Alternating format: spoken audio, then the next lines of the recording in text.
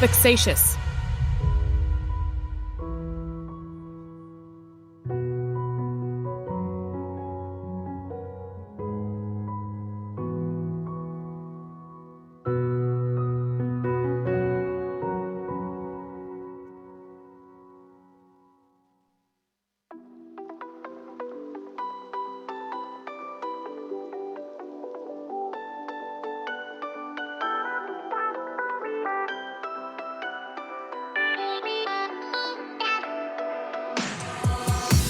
Why didn't I know from the very start?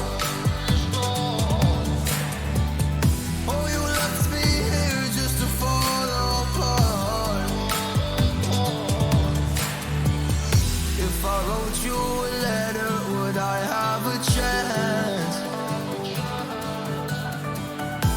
Would you read my letter if I had it sent? If I wrote you a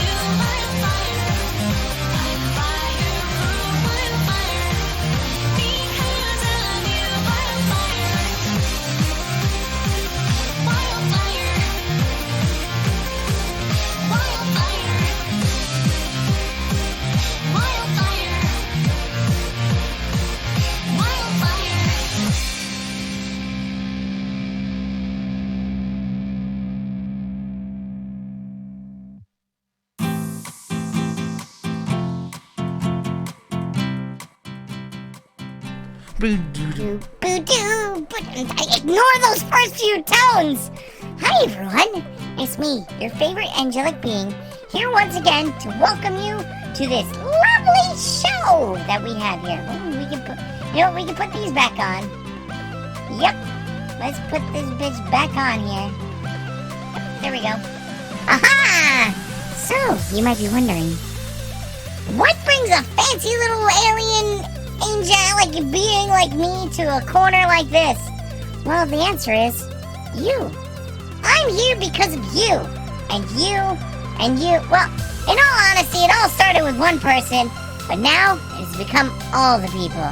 And because of that, Siegfried is forever grateful. And that's why I'm going to say the magic line. On with the show.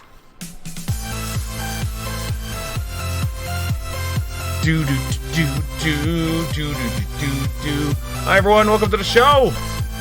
True story. I've definitely told that story way too many times. Well, I have never told the full story, nor do I intend to ever tell the full story. Oh God! I just realized something. All right, we got to do this. That moment where you have 9,000 EMS shirts. 9,000 EMS shirts, and they all look alike. So then it just looks really bad on camera. It's like, oh, you're wearing the same shirt 2 days in a row. No, I just wasn't paying attention, and I grabbed a shirt that grabbed the shirt off the rack. And just like, yeah, this one's good, even though I wore the same shirt yesterday. But hi everyone, welcome to unable to obtain character data. That's a bad, that's not good. That's not good at all.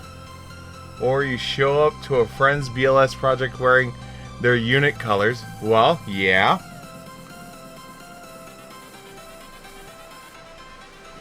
Actually, put it this way. You show up to your friend's BLS project wearing the uniform from a decade past. And have everyone in shock.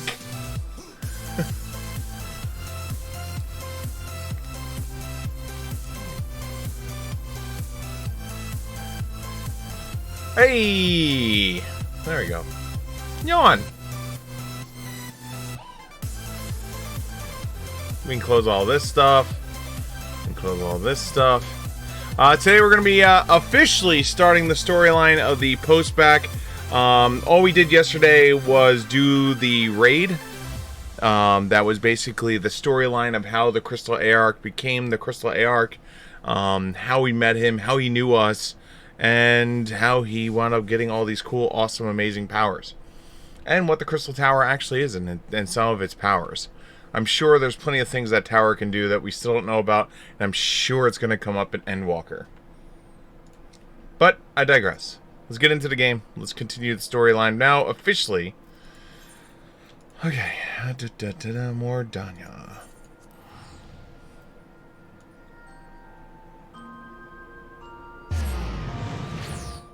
So how you doing tonight? Staying out of trouble? I know the answer is no. It also would help if I was on the right screen over here. Yep, there we go. I did it. We're on the right page now. Well! I think it's up here. Yeah. We haven't talked to this chick in like for 5 ever. Siegfried. Hi, it's been too long. The Taro did mention that I would be joining you, did she not? Oh, thank you. Words will not express how I have longed to know more of the first. This world Melfinia has sacrificed so much to save. But come, rest your feet. The Taro should be arriving shortly.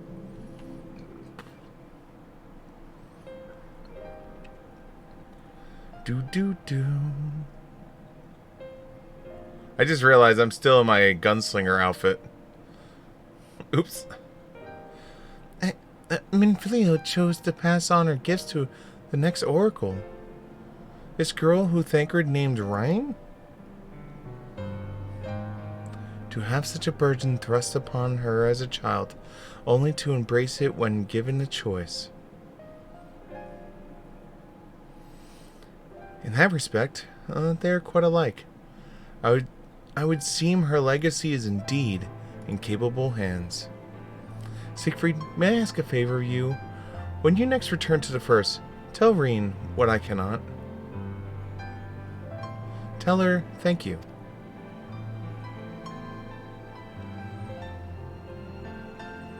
And I would offer thanks to you as well, for staying with her to the end.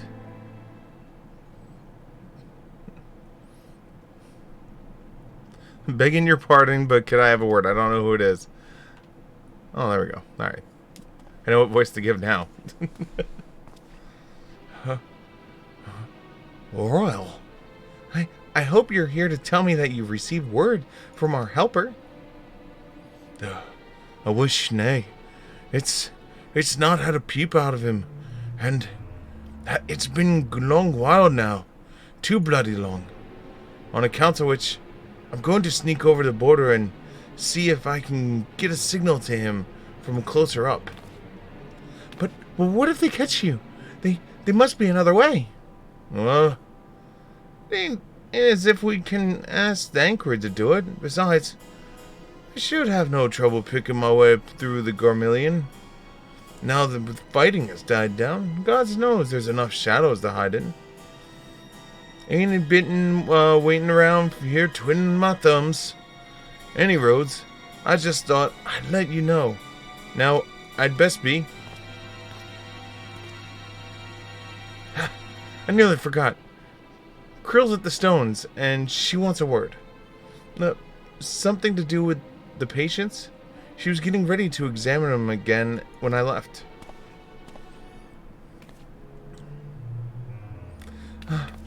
We better best head back. I'm sure it's important. Bye!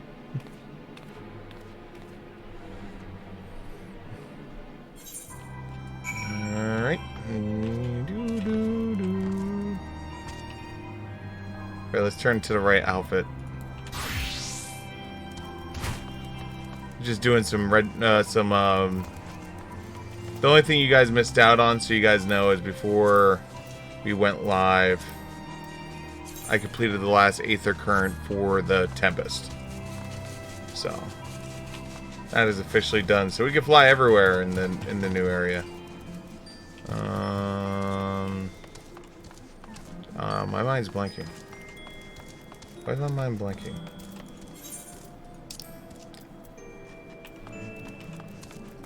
Because it's over here. Mine was straight up just blanking where I needed to go. It's not good that Krill's showing up. I'm assuming something's happening to the Scions that are under with their souls separated right now. It seems she's still examining them. Oh, I do hope it's nothing bad. They're all dead.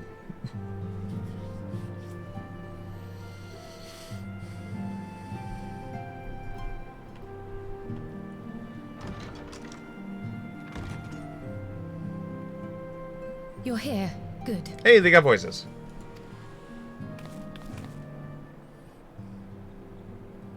I love Krill. She's so awesome. So, how are they? Still locked in slumber, but otherwise in good physical health. I wonder if she knows about the soul thing yet. For the present, at least. For the present? Oh no, is something wrong with them? I'm afraid there may be. Well, yeah, their soul has not been part of their body for a bit. I summoned you after detecting faint signs of instability in Thancred's corporeal ether. But subsequent examination suggested all 5 might be affected. And when I examined them just now, my fears were confirmed.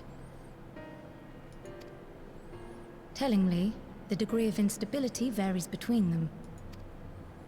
Thancred exhibits the most notable signs, followed by Y'shtola and Urianger. The twins' ether, meanwhile, remains relatively stable, but there is a change there too if one knows to look for it. Hold on. Isn't that the order they were called away in? Yes, it was. Indeed. Which leads me to believe the instability will only increase with time. Though I can but speculate, I fear this may be a symptom of a weakening link between body and soul. By the gods! What happens if the link is broken? They die. I cannot say for certain. This is all unknown territory to us. Yet whatever happens, it cannot be good. Die. They die. Let's be honest. The answer is they die. Mercifully, the instability is still only slight. And you may rest assured, Master Matoya and I will do everything in our power to keep it from worsening. Gotta love Matoya also.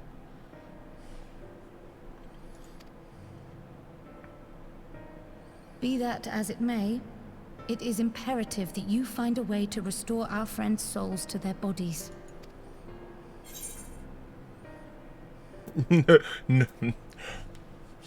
No rest for the righteous. Oh, that's such a smug answer. Thank you.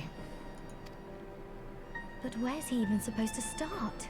We had the greatest minds in the realm hunting high and low for an answer, and they ran out of places to look.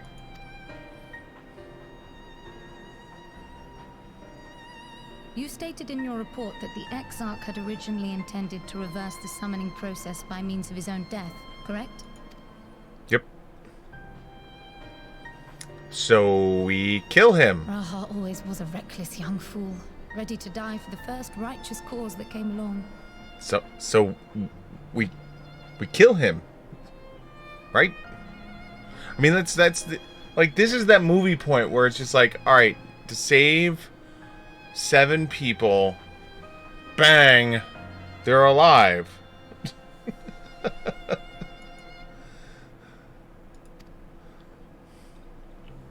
His plan might well have worked, but I, for one, am glad he never had the opportunity to see it through.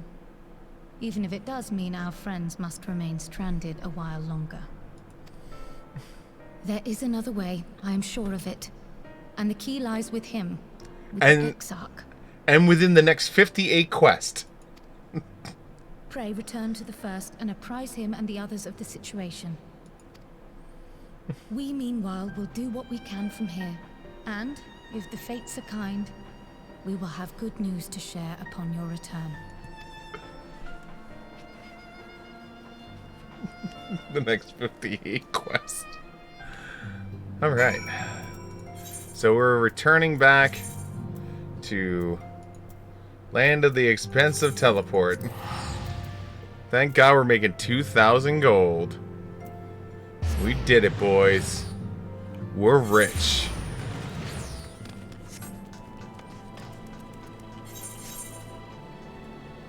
No, that's okay.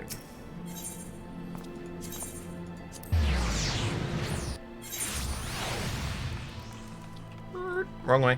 This way.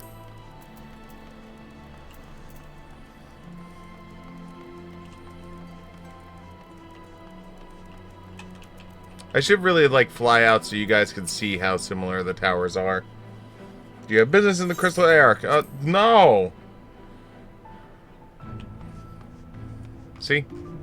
If you saw the game yesterday, same guy, same eyes. Just... basically, the long and the short of it is, he pulled a lot of the tower's energies and onto him and attached himself. He said it in the story. And tied himself to the tower. That's why he lived as long as he has. He's like 300, 400 years old or something like that, so. Oh, Siegfried, you've returned. I hope your time in the source was suitably restful. But of course it wasn't. Go on. Everyone's dying and it's your fault. Their corporeal aether shows sign of instability. By the gods, the possibility never even occurred to me. If you have returned in the hope that my research has yielded any solution, I fear you will be sorely disappointed. 'Tis but mercy we have the likes of Mistress Krill and Master Matoya to keep our friends' bodies safe while we wrestle with this problem. But they cannot forestall the separation of body and soul indefinitely. Come, the others must be told.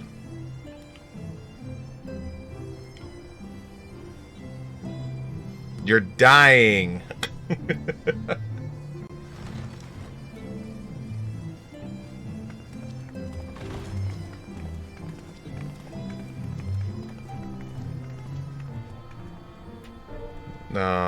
That's 3.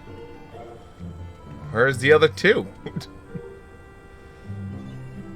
4. Well, 3. Because we had, well,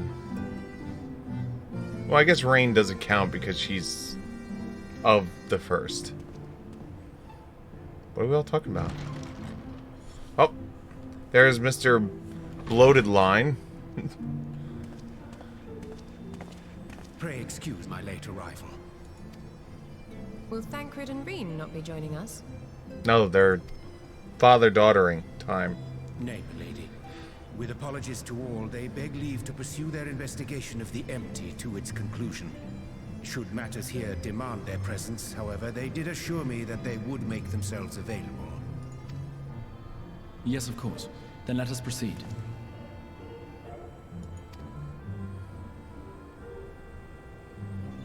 I think it best that you begin by providing a summary of Mistress Trial's findings. You're dying. All of you. Dying. His fault. Findings complete.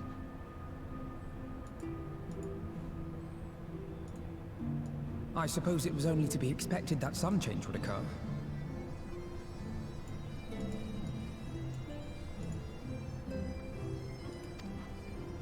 Yet our souls seem unaffected, to my eye at least.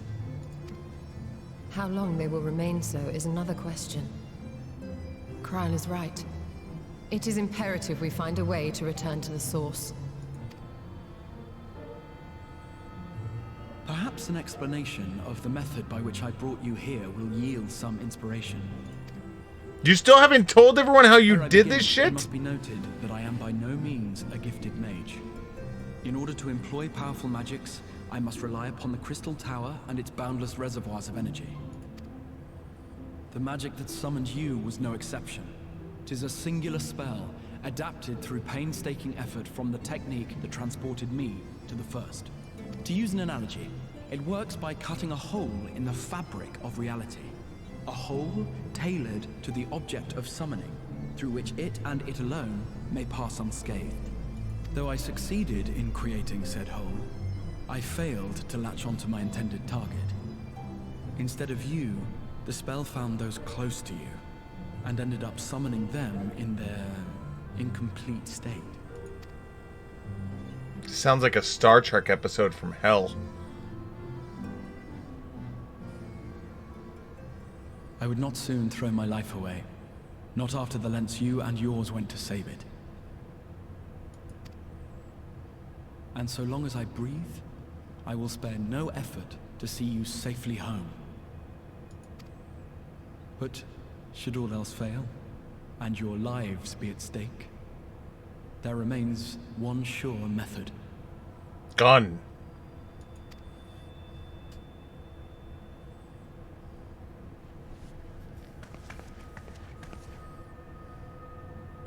Ow!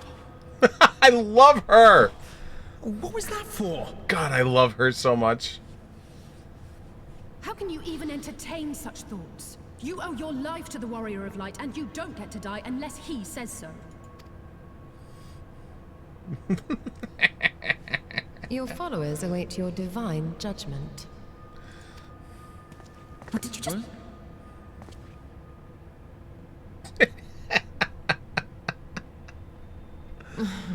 If the two of you have finished, perhaps we could return to our discussion? Rather than dwelling upon the multiple failed attempts at transference, I think it would behoove us to focus on the solitary success.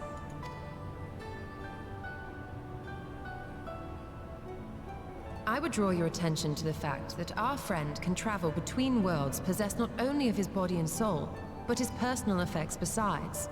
This is no different from the teleportation magics to which we are all accustomed. Magics that allow for the transportation of those inanimate objects one considers to be an extension of oneself. Are you suggesting that simply by considering us his possessions, he could carry our souls back to the source upon his person? Well, it would be nice if things were that simple for a change. But vague notions of ownership seem a rather tenuous thing to stake our lives on. So much as a moment of doubt on his part, and we'd be left floating in the rift. Milady hath the right of it. The requisite fixity of belief would be too much to ask even of our friend. That's what I'm talking about. Right there. If your character sounds like that, I'm okay with you using words like vexation. Wait, is that... Hold on. Wait. Vexatious. Vexatious. But if you don't use words like that, and out of the blue you pull that, I has problems.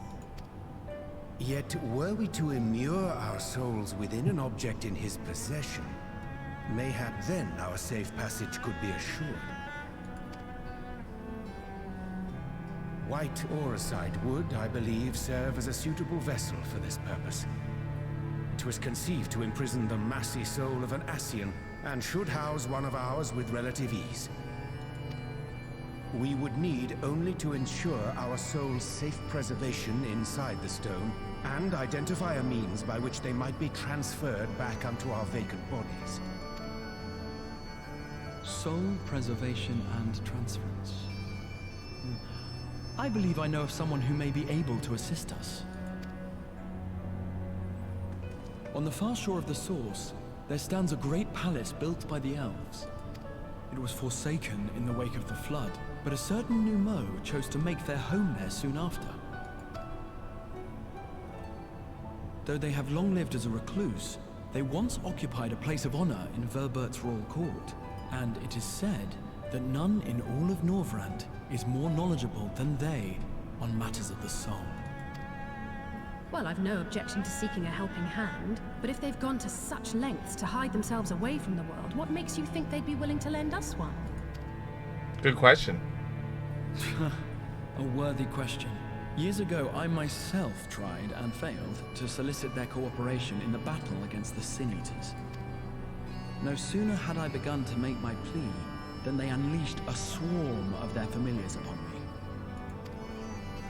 Unlike me, however, you have curried favor with the Faefolk. By that merit alone, I am hopeful that they would grant you an audience. I mean, we are the tiny branch of the king. They may still be inclined to turn you away, of course, but if their knowledge might feasibly facilitate your return home, we have to try. Approving not.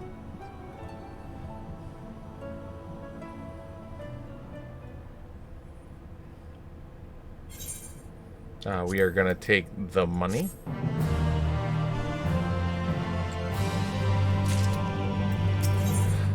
Okay. The Grand Cosmos, that is. The palace we seek stands on the opposite shore of the source. I will arrange for a boat to carry us there.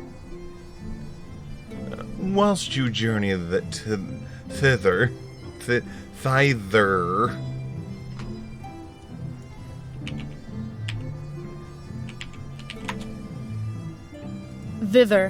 Thither? I think it's best that I devote mine energies to the creation of white auracite. By thy leave, of course, the process requireth no small amount of time, and should the Nomu consent to lend us their aid, we will have need of suitable vessels ere long. Agreed. Then I would ask that the rest of us meet in Sullen, and to be prepared for warm reception.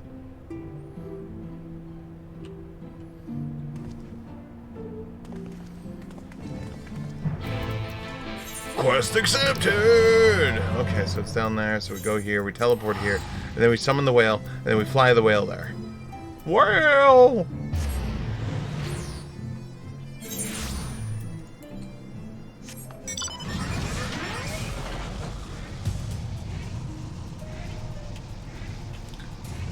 This is the moment where I'm grateful that I spent the time collecting all those flight paths.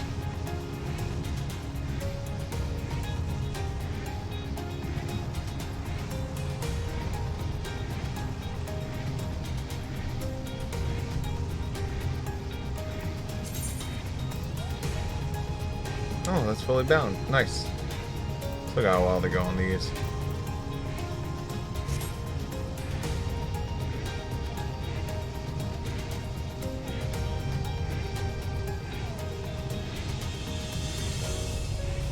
Dun dun dun dun dun dun dun dun dun.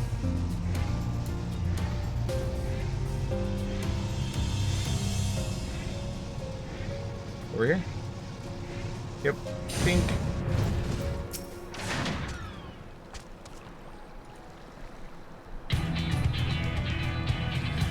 As I told you before, I'd scarcely set foot in the palace grounds when I was set upon by a host of familiars, and I expect our reception today to be no different, which is why I propose we march through the main gate, weapons drawn. I'm sorry, but are we not here to petition for assistance? You cannot honestly think barging in looking for a fight is going to persuade them. Actually, I believe the Exarch may have the right of it. They have no doubt poured in a great deal of time and energy into their creations. Were I them, I should be most interested to meet those who could overcome my defenses. As would be any true seeker of knowledge, and there is little we can say to do or convince them to help us. If we know nothing of their character, nor less, we cannot choose to hide themselves from the world. But if we could seize their interests, mayhap we can earn ourselves an audience. Fist power! Fist power! Weapons drawn it is. Though I must say, Exarch, you certainly seem to be enjoying all of this.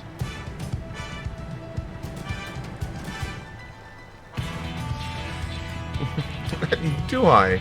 Well, I will not deny I enjoy the thought of fighting alongside you all rather than pacing around inside the Crystal Tower. You both seem to be rather high spirits, if you ask me. Not that I'm surprised. Your mood inadvertently improved when Siegfried is around. And what's that you are implying? I love her. He averted the calamity, and the light which seemed destined to consume him has been extinguished. 'Tis only natural that he be pleased to see him. Yes, well, you have plenty of time to celebrate his good health after we've finished here. Oh, of course. Then let us proceed to the palace. Approving nod. Approving nods. Oh, it's a dungeon. Okay, we're about to do a dungeon. Dungeon.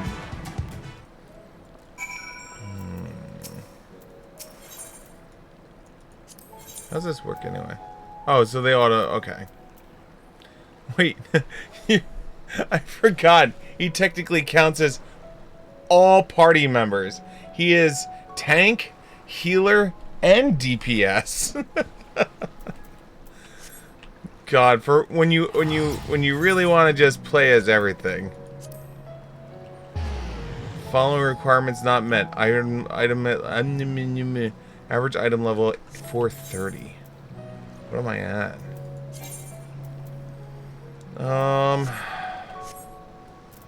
I wonder if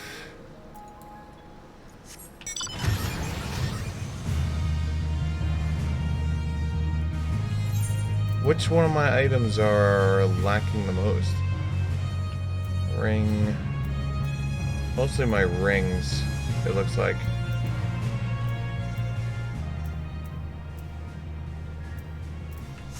Wait, it was 430?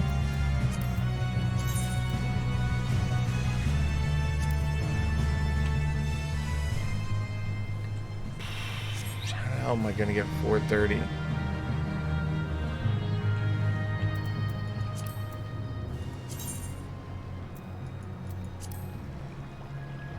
I mean, I might have to do it with the duty finder then.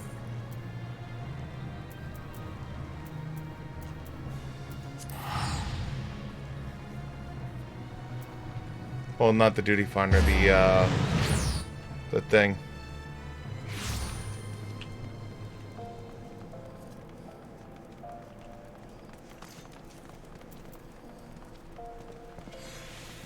That's an outfit.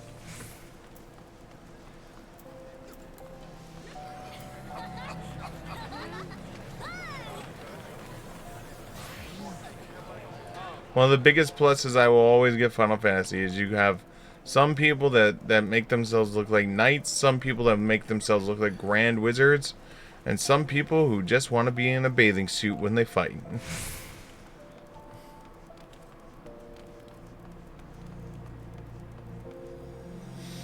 Alright,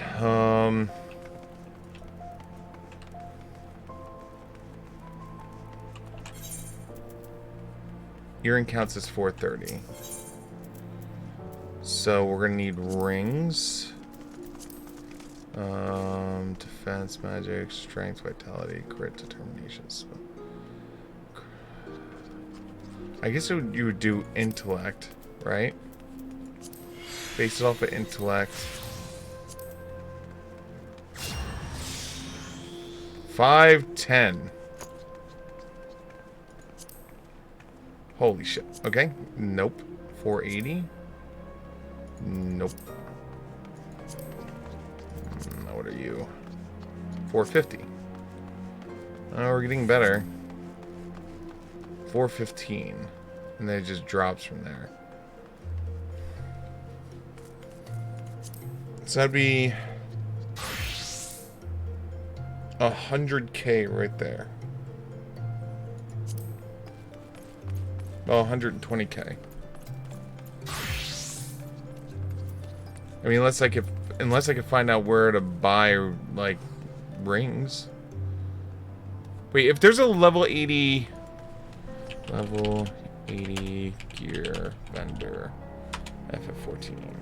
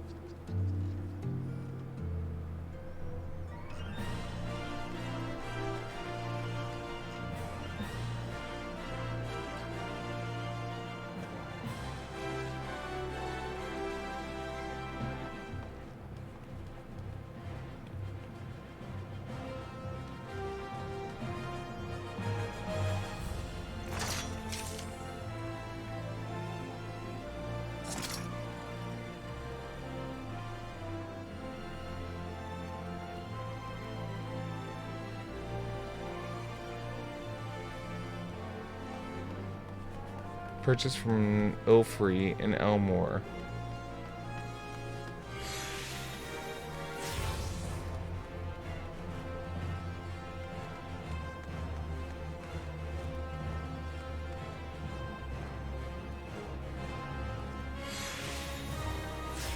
So these are... So the armor... So this is a crafted piece of gear. At 450. Wonder how much. Holy shit.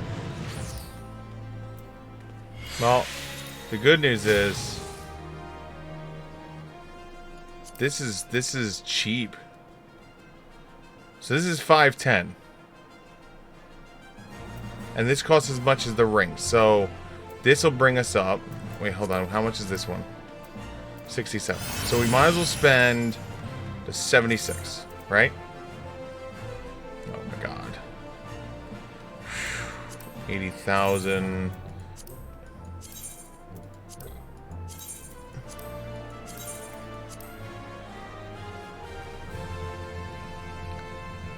So let's look at this. 510, none available. 510, 100,000, so not worth it. A million. 140, none available. 69. 93. My idea is if I can get a bunch of really high, like 510s for cheap, that might be enough to just do it. Where's the Exarchosa casting?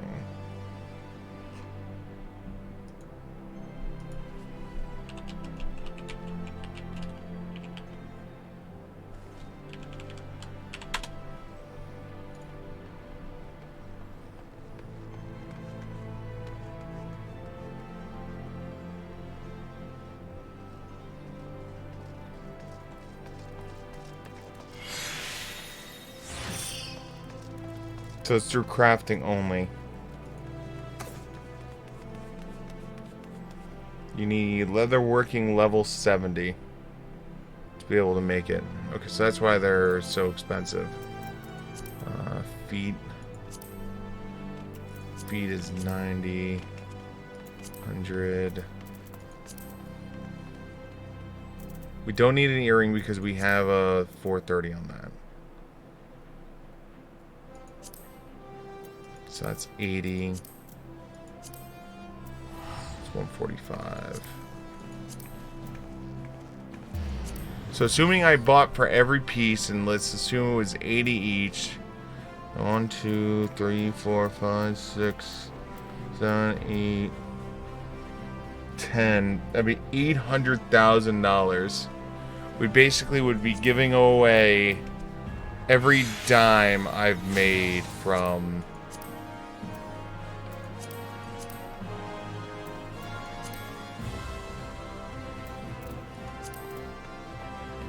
Alright, let's start with the basics. Let's get the hat. The hat is the cheapest and the best upgrade we can get. So let's get the hat. Let's see where that puts us on item level. Nope, not there.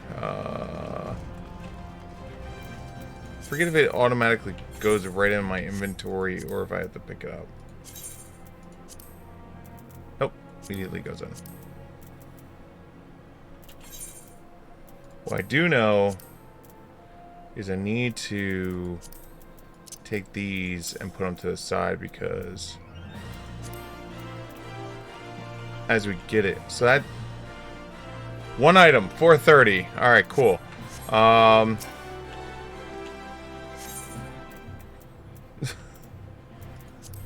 Body was really expensive, right? Yeah, 130. We're not going to do a 130. We're not going to do a million. We're not going to do a 140. That's 69 for 145. So that's not worth it. Hand was 90. 90. 39 for 450. It's not bad. I mean, it'll buy me a couple points. That's hand. So waist. Waist was 80. So let's get the waist. Legs. That was painfully expensive. So we're going to ignore pants, it looks like. Yeah, pants are being ignored. Boots. 90. 120. 39 for a 20-point upgrade? Sure, why not? Okay, add that. Earrings we're skipping. Necklace. Necklace was 80, and this is going to be a huge upgrade. Bracelet. 145. You can go. You are a 40 for 80, sure. And then the last thing is rings. Rings, we're just gonna have to like do like double this.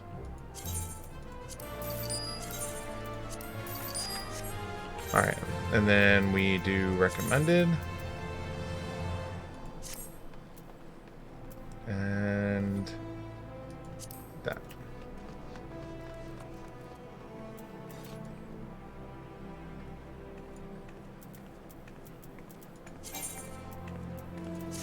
So now we're 456.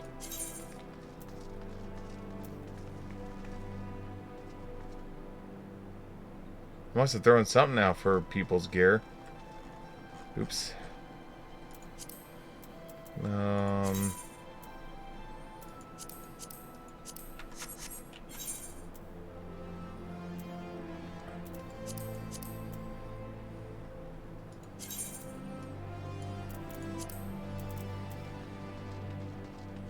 $418.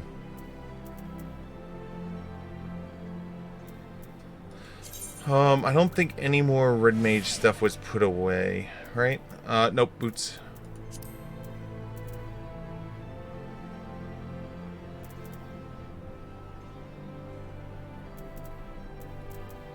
There they are.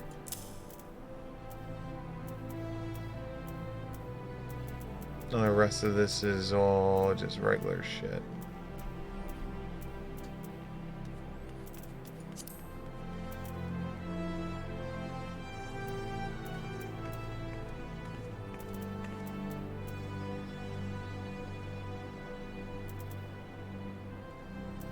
I'll have to go through and clear this out. So the big key is we're going to be... Oh, and weapon. We didn't even look at weapon. Red Mage. How much? 200k. 69. 69 to go to 480? Sure.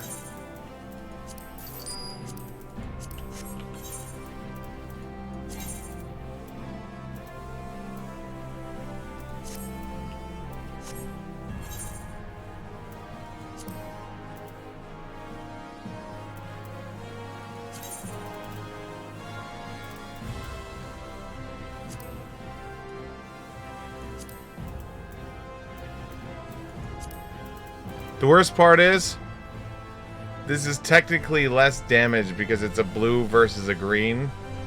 But, like, stat-wise, this is better. Now we'll take this, throw this over here. So that now moves us to 464. Okay, so let's go back into the duty finder. Duty! That was the whole purpose of all that. Spending close to $2 million. We definitely need to start keeping an eye on equipment dropping now.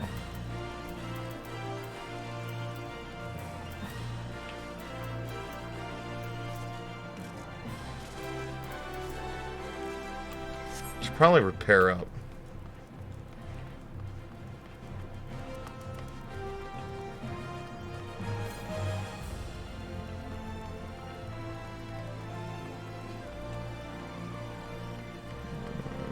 Melder, company, collection, independent, fieldcraft, mender. Here we go. I mean, eventually we're gonna have to put the earring down. I should really see if there's an earring, because the earring's not gonna upgrade any further.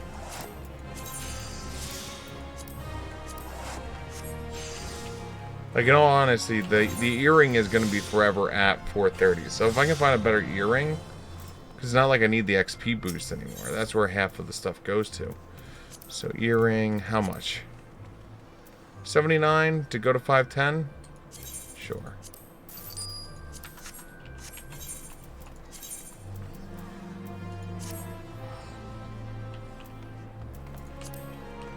There you go. Really?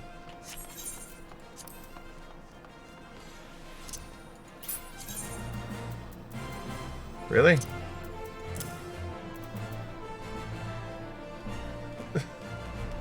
What's up with this sword that it's doing less magic damage? Makes no sense. There we go. 470. That should last us a while. Only cost us $500,000.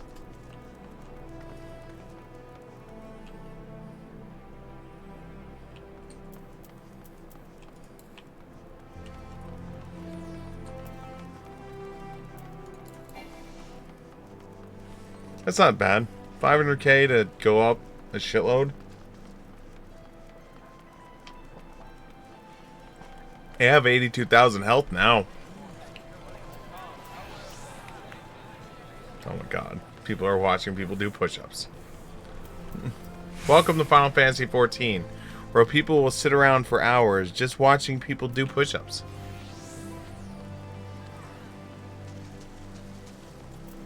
The only thing I'm not looking forward to is when the expansion comes out and Balmung becomes like New World. And the queue time is just through the roof. I'm just gonna be like, shit. Alright, you go in, you go in, you go in, and you go in. Then we go to the gallon. Let's see here. Main hand will be. Where is round? Hat. No, no, we hide hats.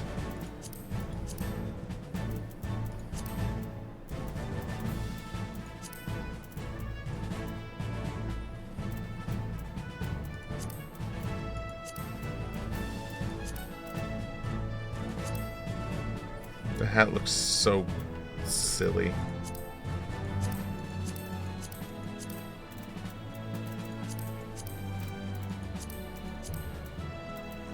I might start doing that.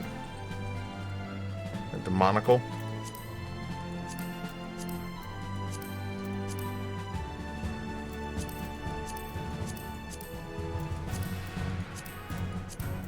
Oh, I need to get I need to get a decent head slot thing. We don't have anything in the other spots right now, so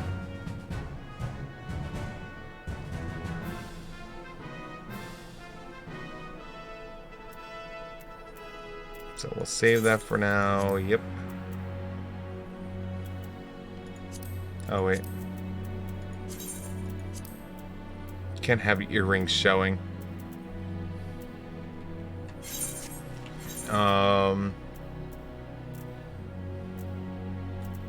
So we go to here. We go to glamour. We go here. Do I want to go? Do I want to go with this set? You know what? I've been really liking when we do the expansion. We're probably gonna switch back to the AF gear, but I like having the battle armor.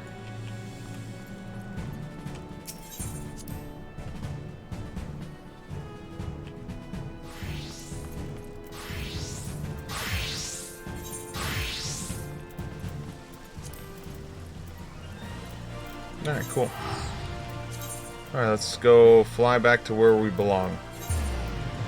1,000 gold! Like it really matters. But hopefully if there's any more dungeons, hopefully that solves the dungeon problem, at least for a while.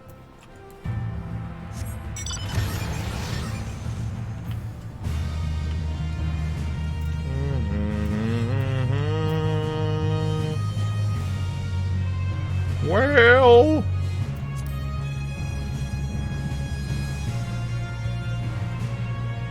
Well, meet well.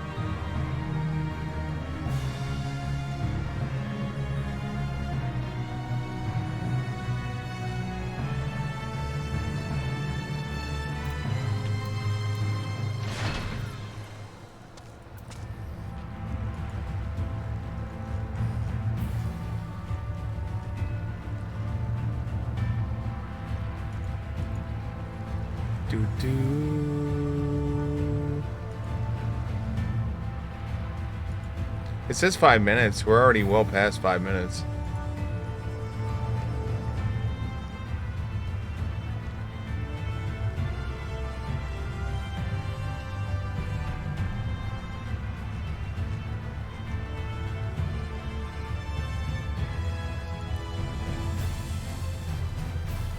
Why do I have all this stuff up right now? I think I can close 90% of these frickin' windows I have open right now. So many windows open.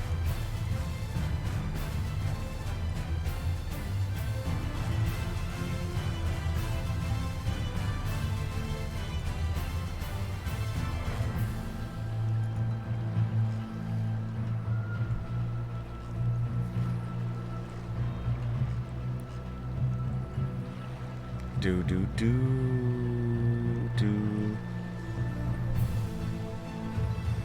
All right, come on.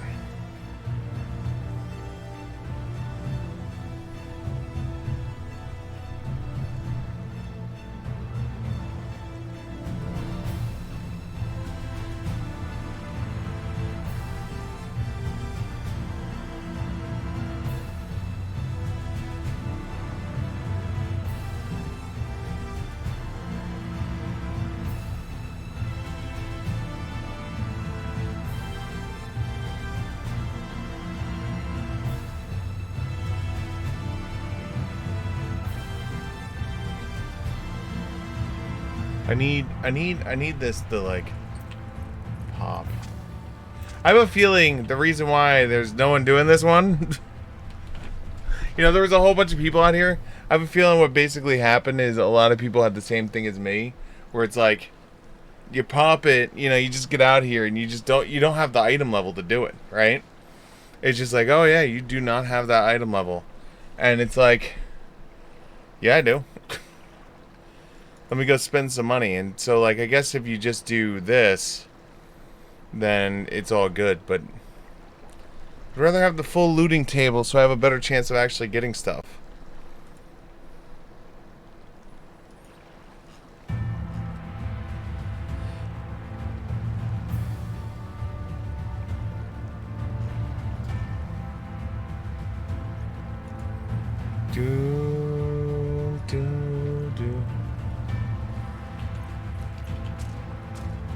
Oh yeah?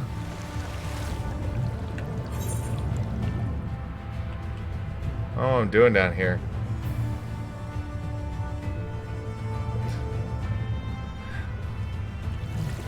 I have no clue why I went down there.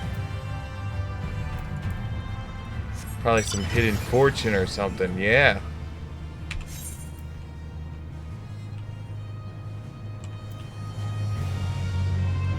What I should be doing, seeing if there's, yeah, there is. L71. Should fly up here and see if we can kill this and get a gold, get some points for our poor I've been trying to get Mechanist up, so that way I can do the quest line for the Mechanist. My summoner is almost done. And when my summoner is done, my healer will be up, which is good, because that'll be three of them open, right? I'll have the healer. Oh shit! Never mind. Never mind.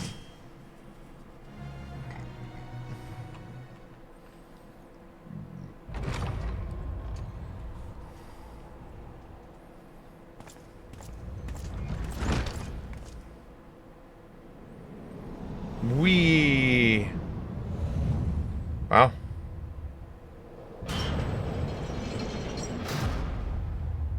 Do we just fight him? Are we literally just fighting him? This is a one-on-one?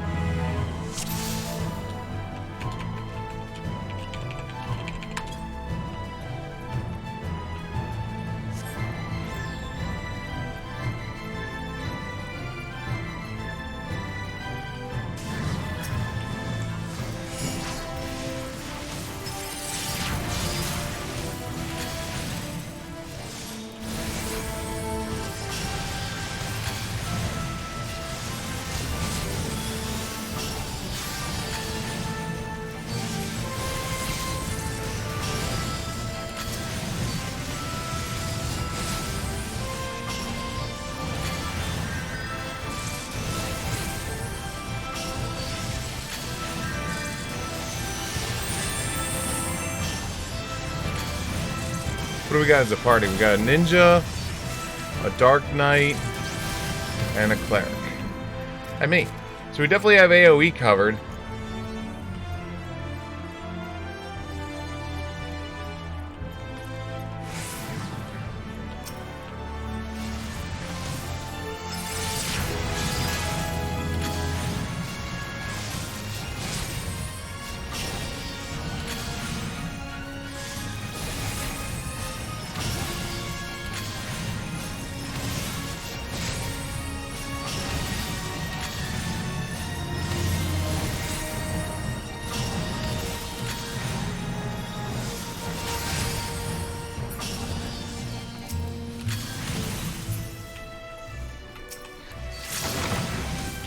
Nice.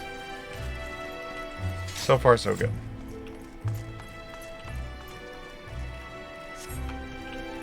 I feel like the brooms are about to start punching us.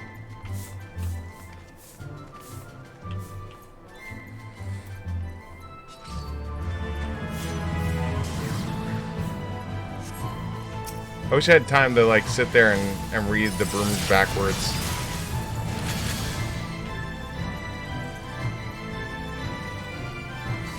Oh, I think the tank is starting to feel frisky, thinking we can pull more.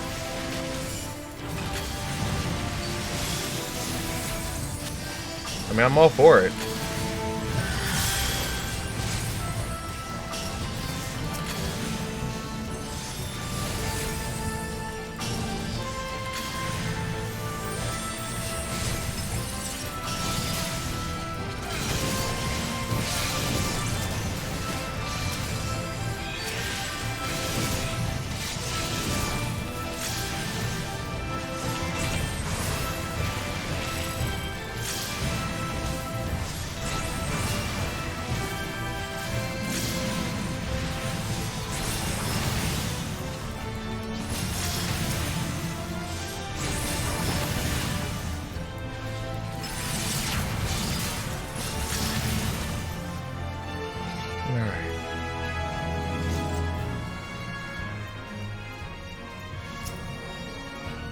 So I guess we're gonna fight our first big boss. Let it be a giant broom. Please let it be a giant broom.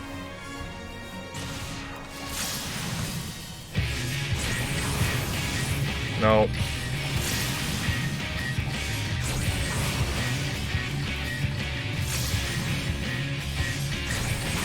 I was really hoping.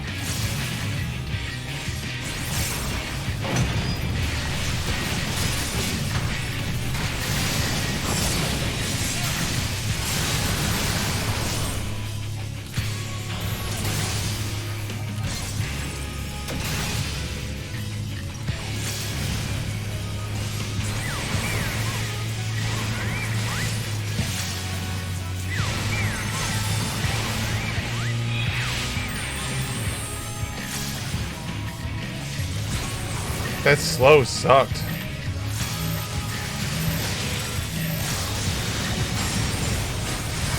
Should I unbalance myself?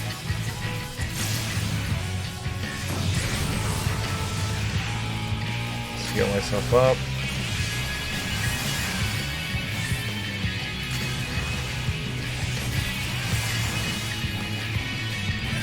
Easy enough fix.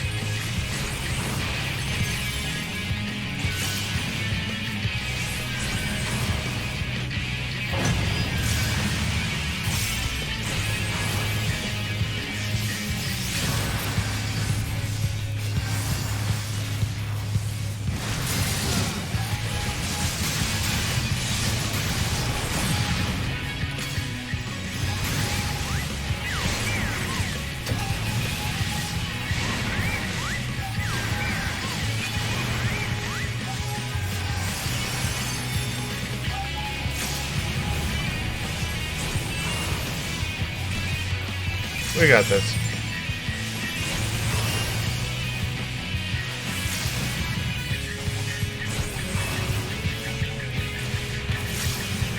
God, this music is so freaking rocking. Coming in, bros.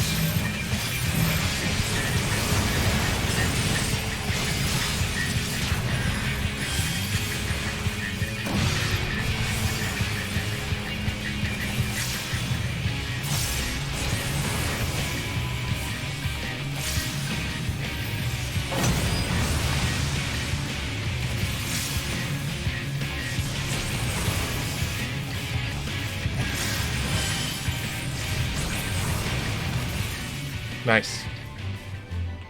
First one down. Choose Monk Samurai. No, we don't need it.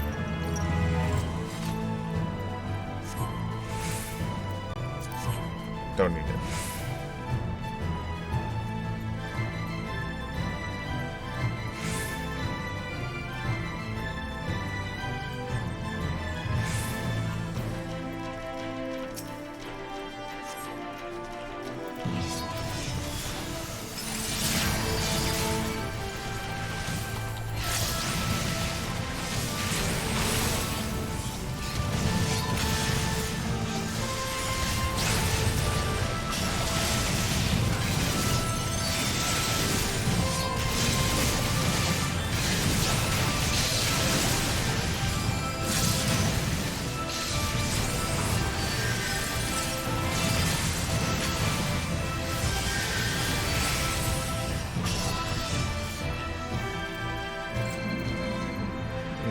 Ninja, Mechanist, Dancer? No.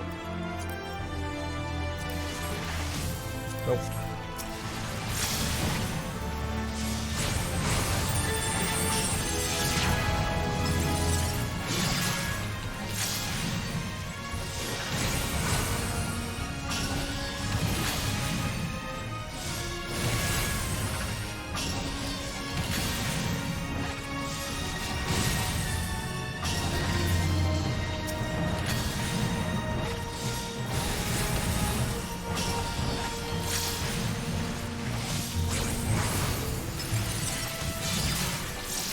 Shit.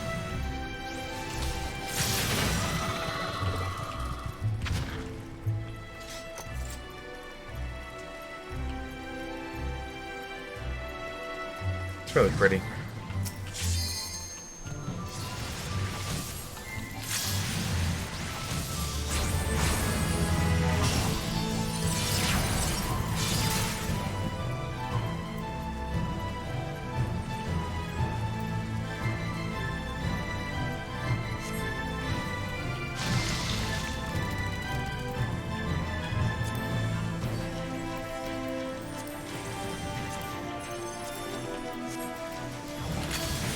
One thing I wish that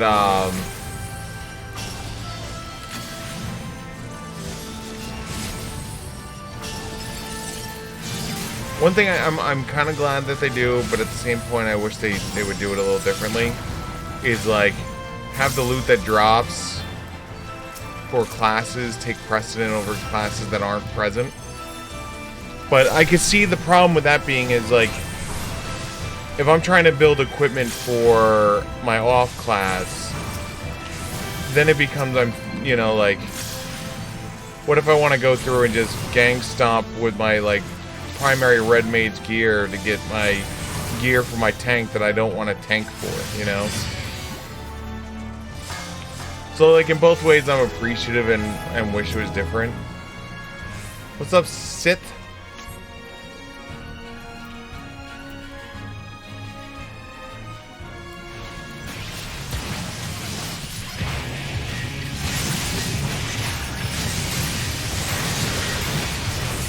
Or have some holy.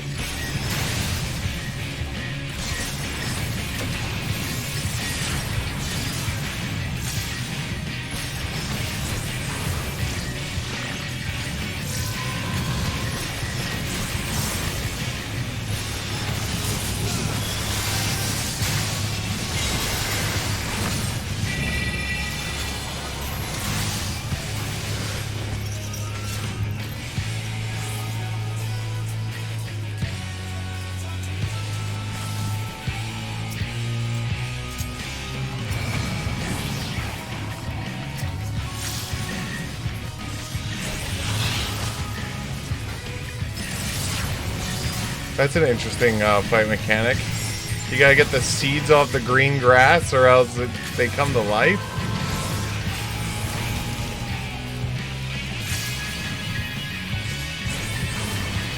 Oof.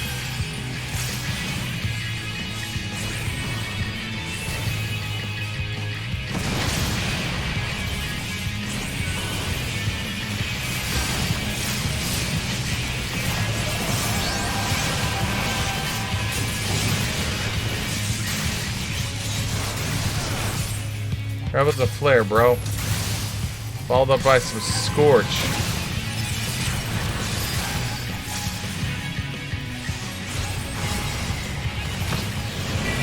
Alright, that one's fine.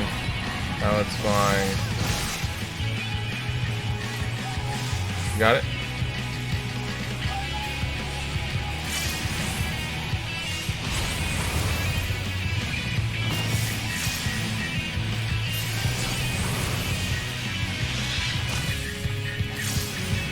Come on, balanced.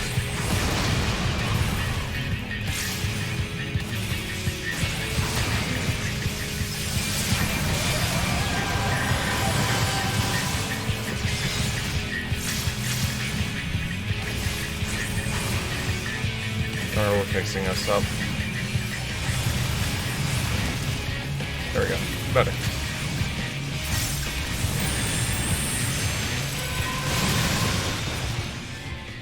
Nice. Rogue Ninja. Tank gear.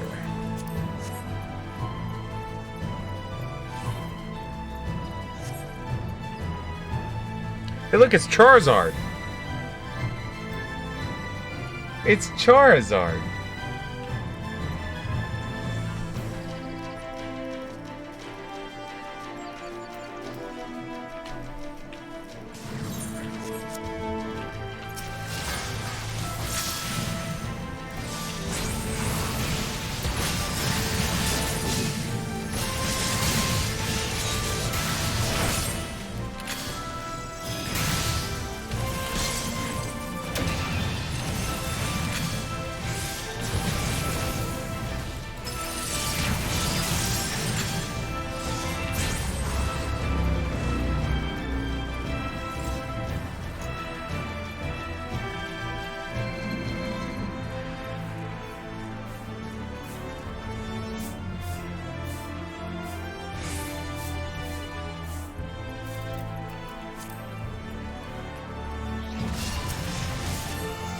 It won't show me the.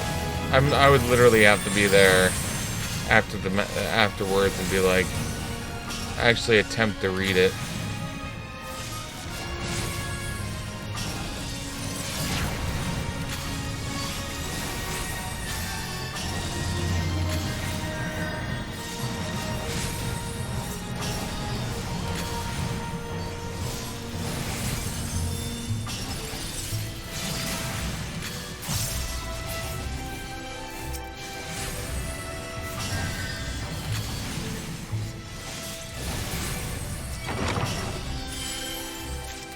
I'm pissing some things off.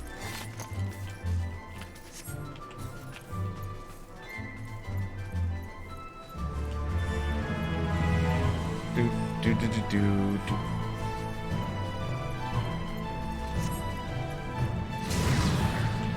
Oh.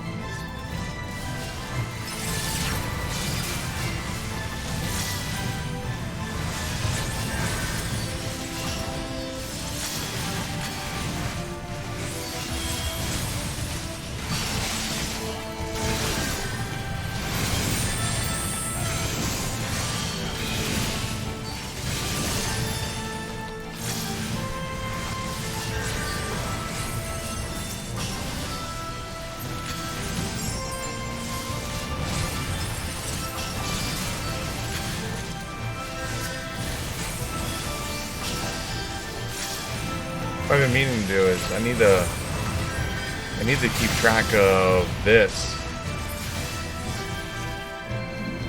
because this is the currency to buy the next level gear.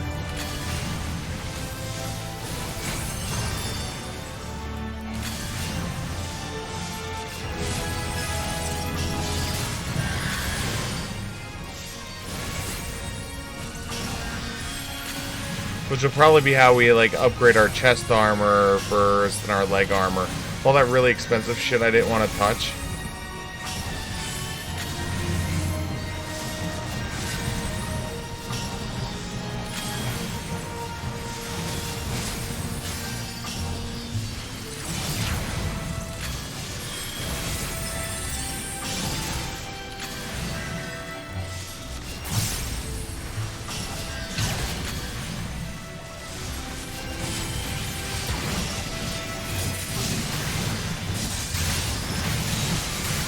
And how about a little bit of flair in your diet?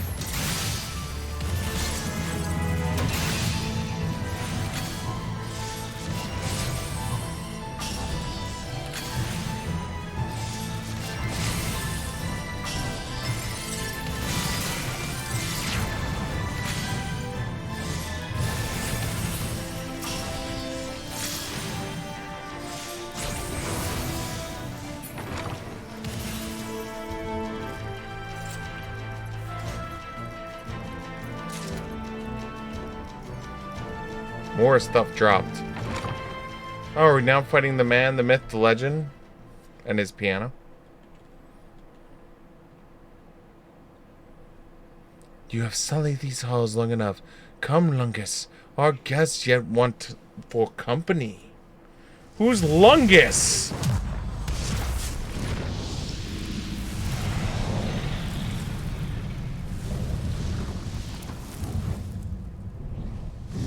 You're Lungus. Okay, Lungus. Made your point.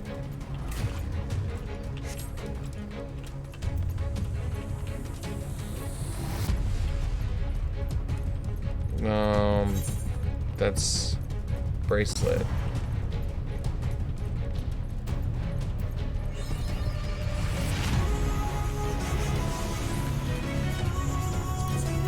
Pass.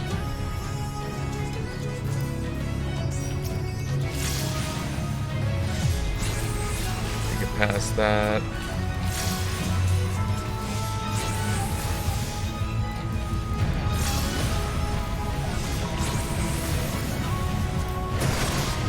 God, I didn't even get a chance.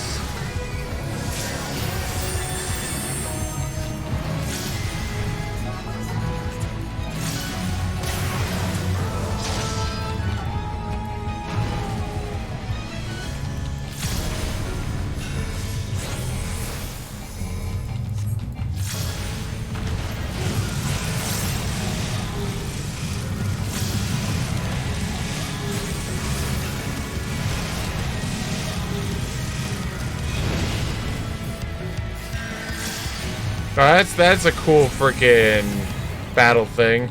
He lights you on fire, and then you have to light his house on fire.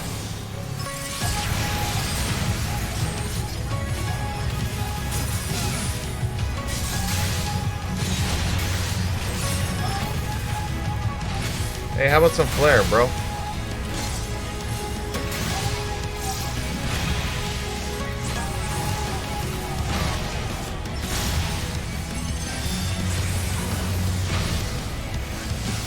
Throw a heal on top of me.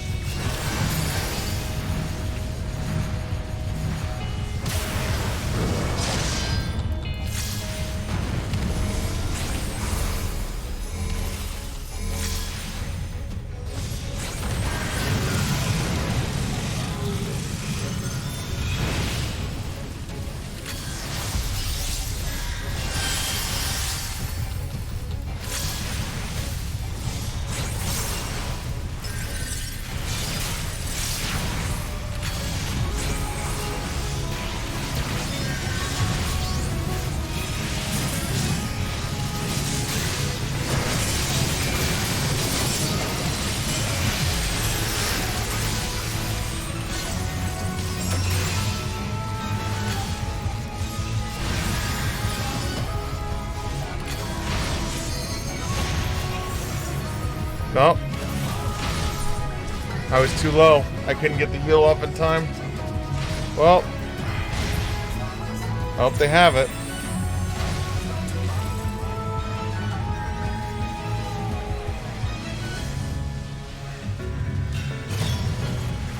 Good luck, boys. Nope, there goes the tank. Oh, she got the tank. Good. My question is, can the tank get aggro fast enough?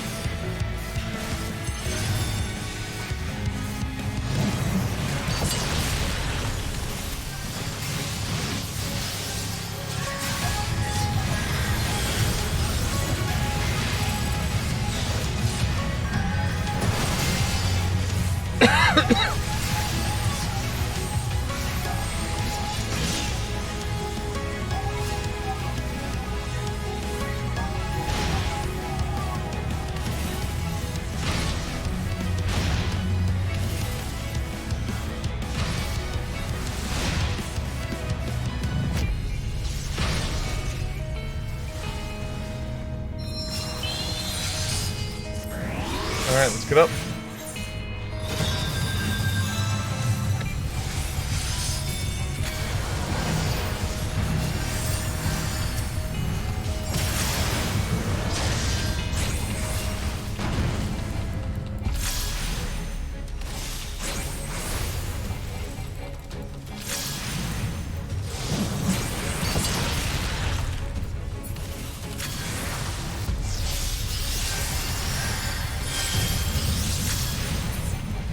There we go.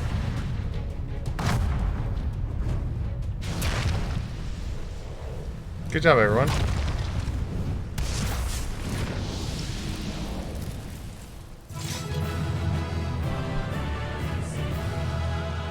Except for me, I died. A pair of warg breeches were added. Castro a lot. Alright, loot. Lance for Dragoon, there you go. Player accommodations, give it to the healer. There you go. All yours.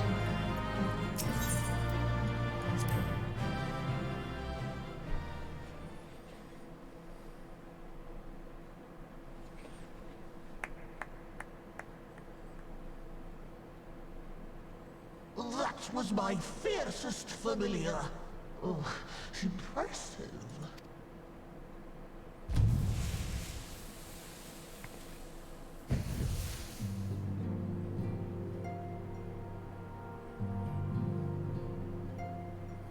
Aww, just one of these guys.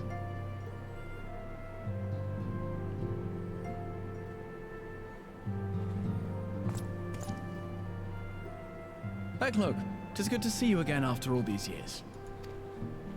And judging by your vigorous greeting, I dare say the feeling is mutual.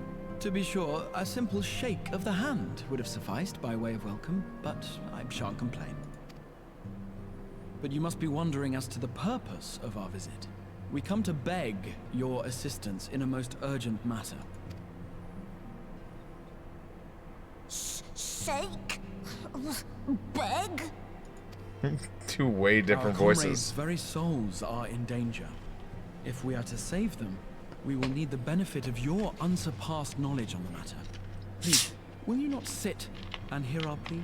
No. Nope. Oh, how dare you! How dare you speak thus in my presence!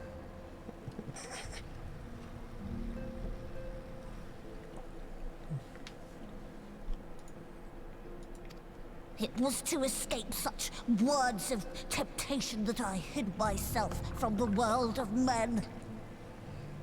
So he did not want to hear, "Help me, I need assistance," because the rest of his race desire nothing other than to help mortals.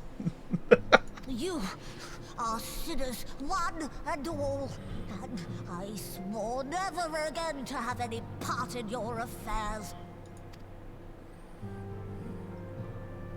I can only imagine what terrible events forced you into a life of seclusion. But I know that the Numo are a good and noble folk. It is not in your nature to turn a blind eye to the plight of those around you. And in treating with us, I am certain whatever mistrust you feel for man will begin to heal. Alphanod, I'm sorry. I must do this to you now. I'm sorry. So sorry. I'm sorry.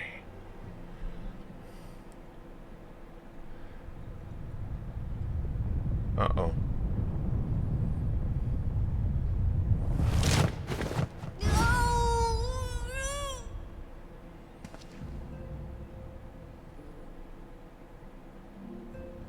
If you will will not be satisfied. I suppose I could listen. After all, there's no harm in just... No, I mustn't. Not again.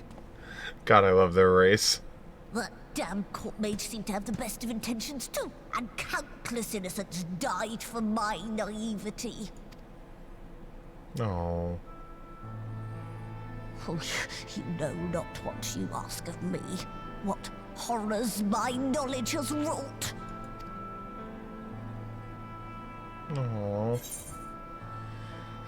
Refuse all you want. You won't lie down and accept defeat.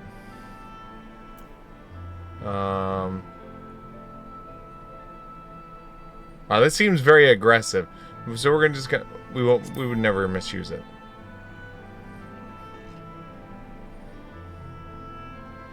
You wish only to save your friends? Nothing more? Yeah. We promise. Do you swear it? Yep. No. No.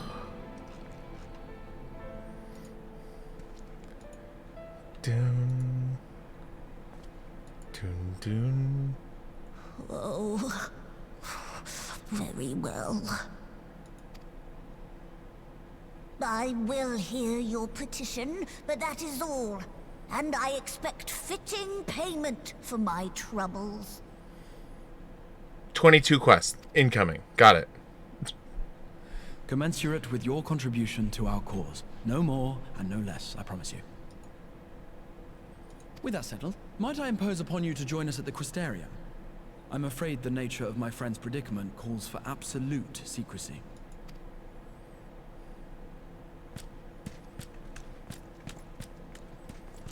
Wait, we didn't have secrecy in her giant palace?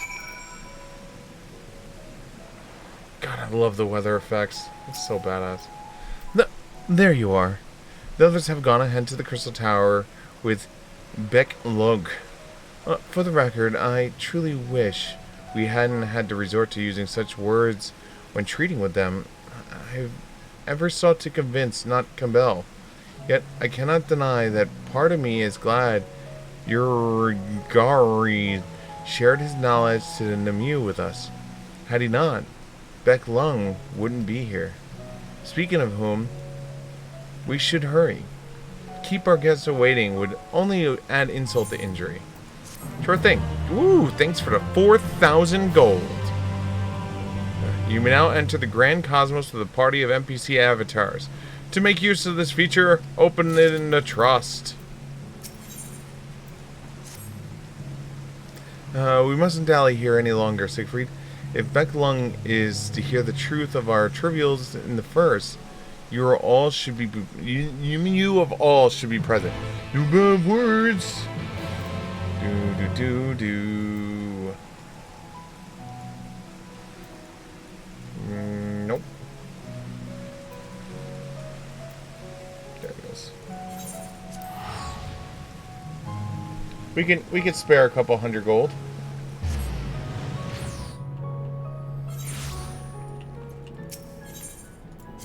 And it was Docile Gate. Docile Gate. My armor's gonna rust out in this shit.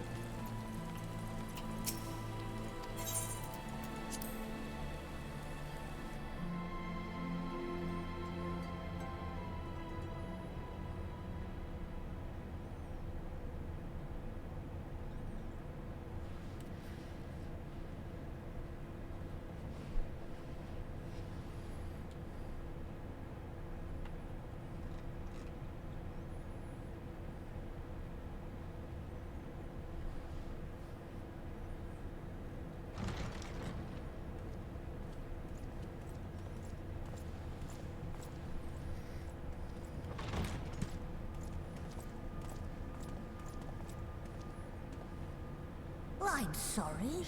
You mean to tell me not only that the return of night was your doing? Yep. but that you hail from another world as well? Yep. Everything we told you, of the source, the shards, the 7 umbral calamities, all of it is true.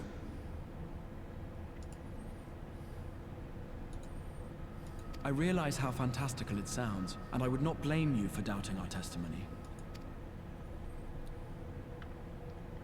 But given your expertise, you must surely have noted the peculiar nature of their souls. Any other time and I would have dismissed your stories as balderdash and flummery.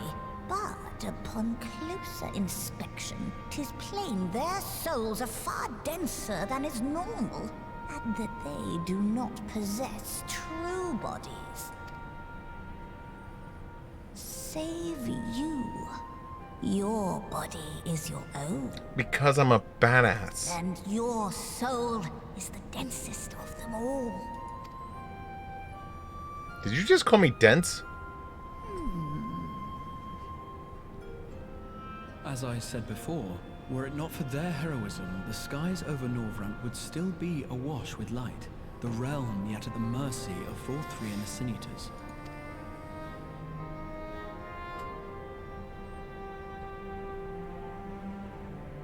After all they have done for our home, seeing them safely back to their own, it seems the very least we can do.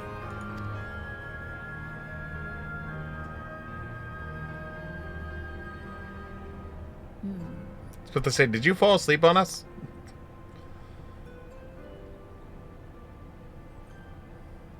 Your tale is intriguing. Yes, very intriguing indeed. Simply to hear it is fitting payment in itself. Yes! Not 22 quest! Woo! Oh, I was concerned for a hot moment there. As for your friends, I can but agree. Their valorous deeds on behalf of Norvrant are deserving of recognition, of their own fitting payment. You will help us then? I will. I would see my knowledge put to good use for a change. Thanks. I do have one condition, however. I am not the spry young Numo I once was. As such, I will require assistance in my fieldwork and testing. Now we get to the 22 quest. It would be our pleasure. We'll be laboring for our own benefit after all.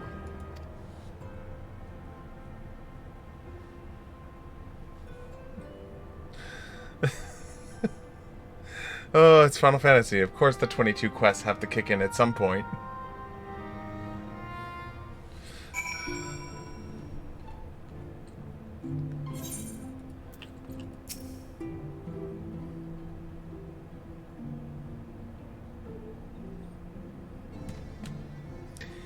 You have spun quite a tale, but tell me, have you given any thought as to how you might return to your world?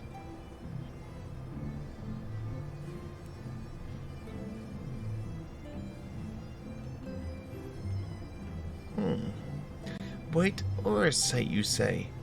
An intriguing proposition, but one which fails to account for the present state of their souls.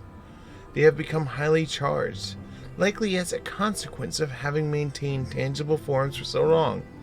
In such an energetic, unstable state, there's no telling what may happen to their souls within the aura site. They could very well become immutable to transference, never to be restored to their bodies. Then, would it be possible to force our souls into a state of dormancy prior to the transference? In theory, yes. But the soul is not a candle to be snuffed out and relit on a whim. Well, that sounds ominous. What exactly would rendering our soul dormant entail? In order to maintain a corporeal form, your soul constantly draws aether from your surroundings. This process may be halted, and the resulting surfeit of aether removed. Your minds would ultimately be separated from the fox body of yours, rendering you incapable of interacting with the world around you. A cruel fate under normal circumstances, but one which would be rectified upon returning home.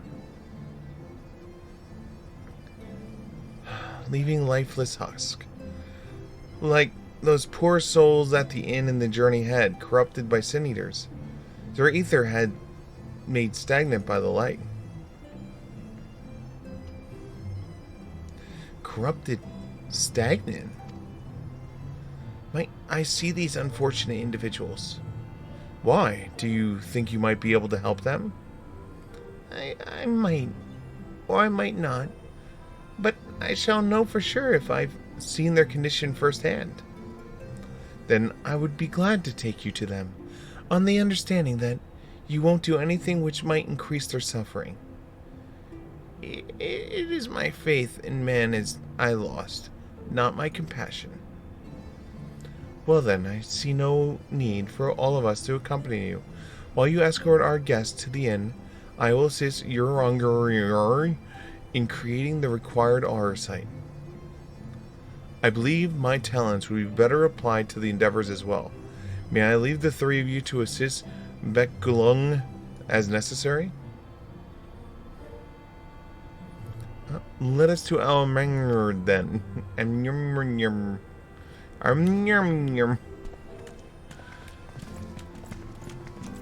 Why do you watch Siegfried? I watch him for his inability to say names and words.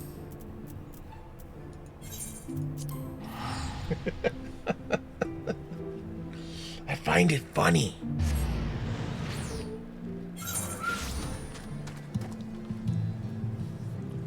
I also find it funny that he pours drinks on himself from time to time. Like he has a hole in his lip.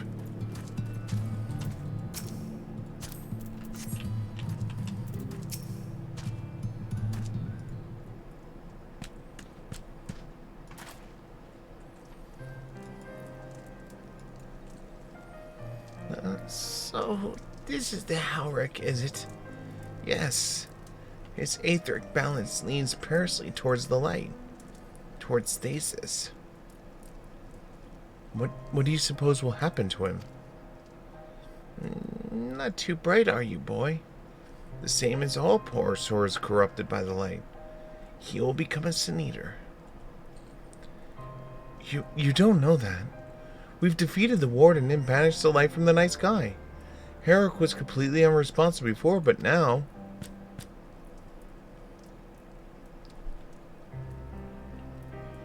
Nyum, nyum, nyum, nyum, nyum. Then perhaps there is yet hope. If I may, there is a treatment I wish to administer to the patients. What sort of treatment? In the course of my studies of the soul, I once created a tonic which could temporarily simulate the aether of one's body. After some refinement, it came to be used in the Knights of Voivert. Then, far darker purposes. Lest it fall in the wrong hands, I swore never again to make it, but for their sakes, I'll break my oath. It is not like to reverse the stagnation, mind you, but it should offer some measure of relief.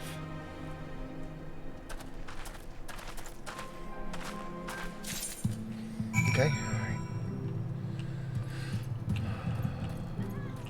Oh, I saw the purple glow and I'm like, is that where I'm going? Right there? Okay. There you go. Drink up! Yum, yum, yum, yum, yum, yum, yum. Tron stares blankly at you. It would seem the tonic has had no effect.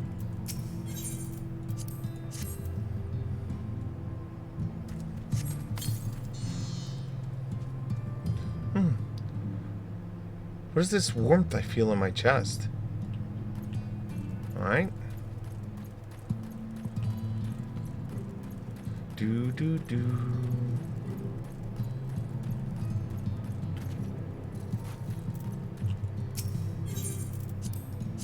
I like how we're trying it on these other people first before we try it on the kid. I feel warm. In my legs, they don't feel as heavy. Alright, now we do the kid. Alright. We screwed with all the adults. Time for the kid.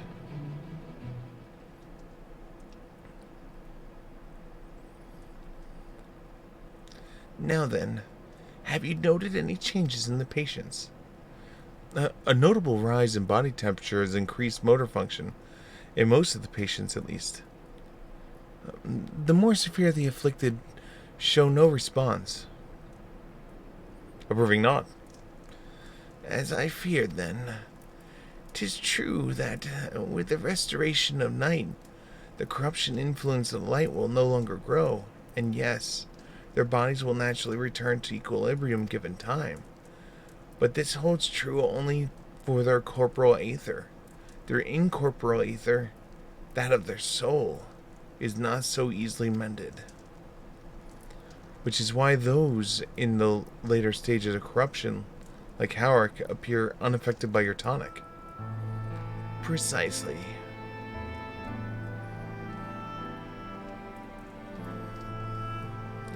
The boy's soul is too far gone, his mind held together by the finest of threads. There's a chance he may one day recover, of course, but it could take years, decades even. By the gods! How could... he could wake to find himself an old man? A fine reward for his persistence. The opportunity to mourn the life he never had a chance to live. No! There has to be something we can do.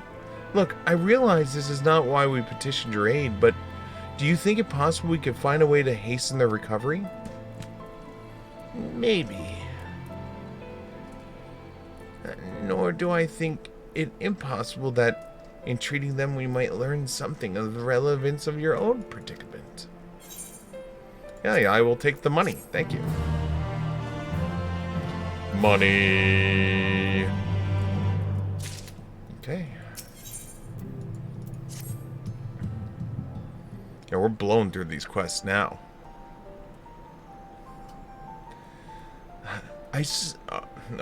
Old. I suspect the Crystal Eric has told you the rest of my past. That I was once a mage of the royal court of Obert, and that soulcraft was my field of study. The tonic you administered to the patients here is one of the fruits of my labors. I hope to do great things for the kingdom. But in the end, my knowledge brought only suffering, a plague like of which none had ever seen. In the hands of an unscrupulous man, what should have been my greatest triumph instead became my greatest shame.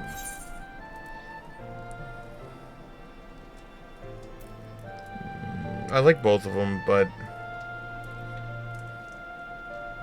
you must have done them. See, this implies it was her fault. This just says just don't dwell on the past. So we're gonna go with this. I like this more because I don't blame her for someone else taking it and using it. I know that only too well. Alas, the knowledge we require is steeped in such bitter memories. But let us return to the task at hand, finding a means in which we might revitalize these people's incorporeal aether. Do you think it can be done? Were the sky still ablaze with primordial light, I would call it an exercise in fertility, but now we have a chance.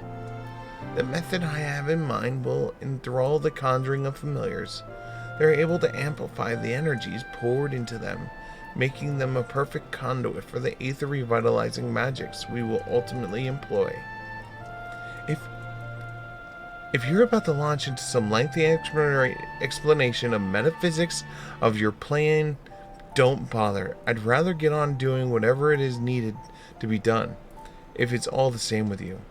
Whatever reagents must be procured or spells invoked, I'll do it. Meanwhile, Alphinaud's like, shut the up, bitch. Shut up, bitch. I want to hear it. I admire your spirit. Very well. Your first task will be to gather me the necessary materials. The purest of water and the finest of clay. as well as a fey lantern brimming with pixie magic. Now, if you're convinced the results are familiar could help the patients, fine.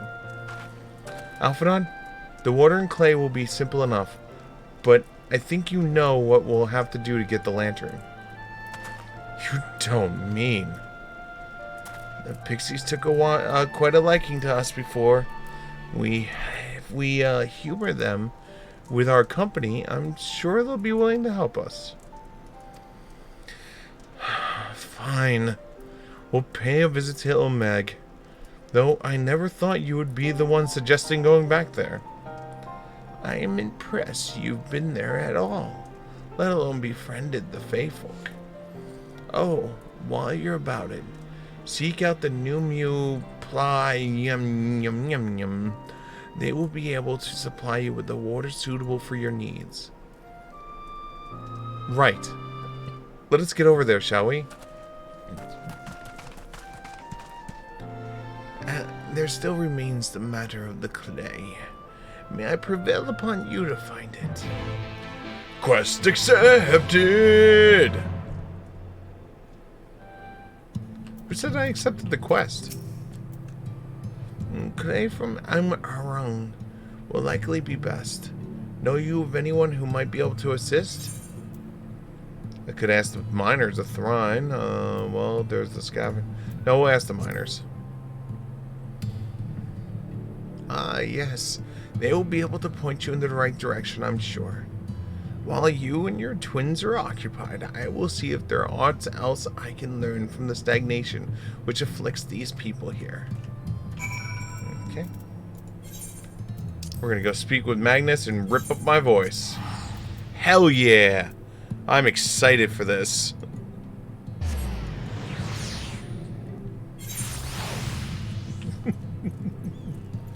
Should probably heal myself. I'm gonna heal my armor. I did die. Armor does take a damage from that. There we go. What is the level of your stuff? 76, okay.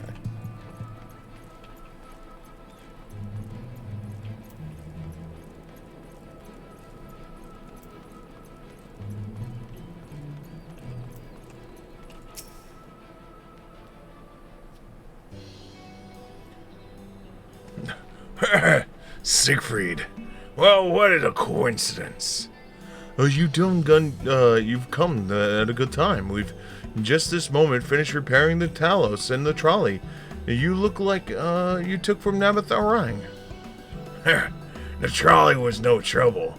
Well, that Talos would have been another matter, had we not have visited Master Chai.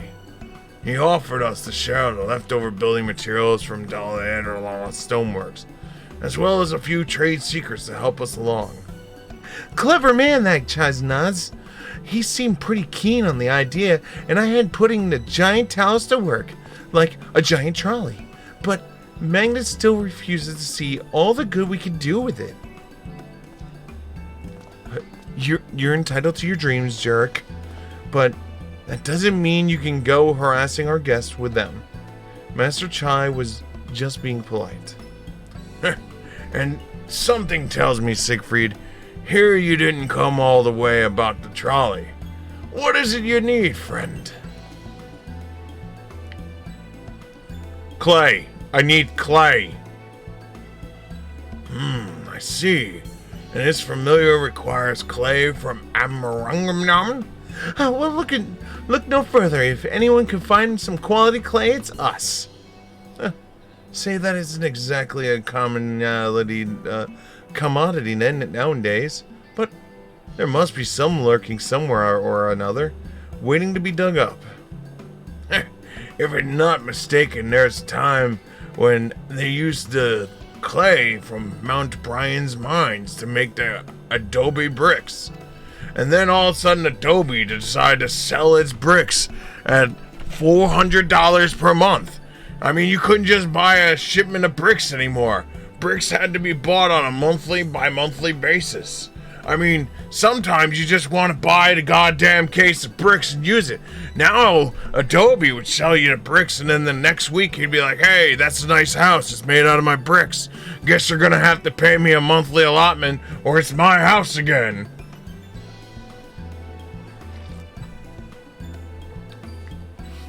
The place is swarming with coyotes now. But if you're good stuff, you could do worse than looking there. Approving not. God damn it, Adobe. It's all your fault. Well...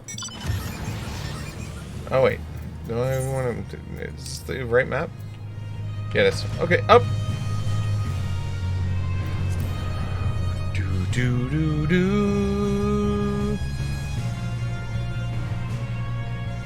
Do-do-do-do.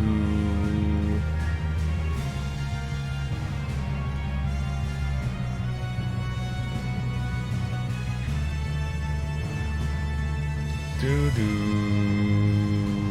There it is. Whee! Destination. It's almost like I flew over here. Stay away from me. Alright, we got one piece of clay.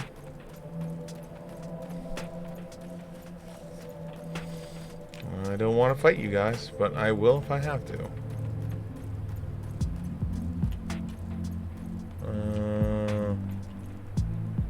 Oh, I guess I have to fight you. Okay.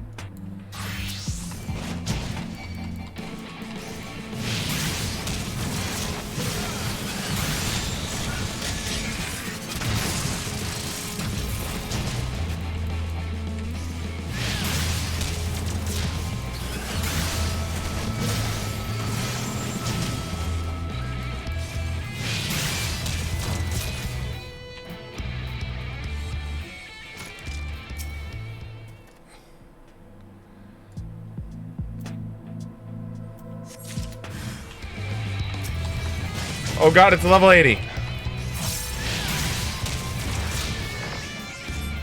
Yeah, please come out, healer bird. I am like 4 levels low.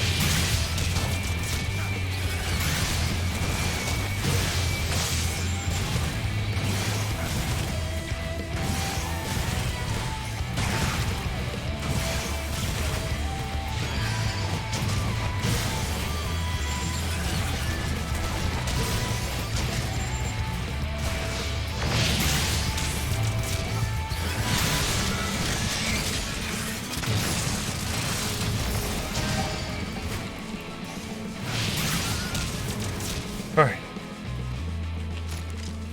Nice. Might actually ding 77 if I have an R fight here. It's really close. No, it's about a 400,000 off, so it won't come. Alright, cool. Oh, that's all we needed? Alright, going back. Well, see you later, guys. Thank you for the help. You won't see me again, at least not for a while. Well...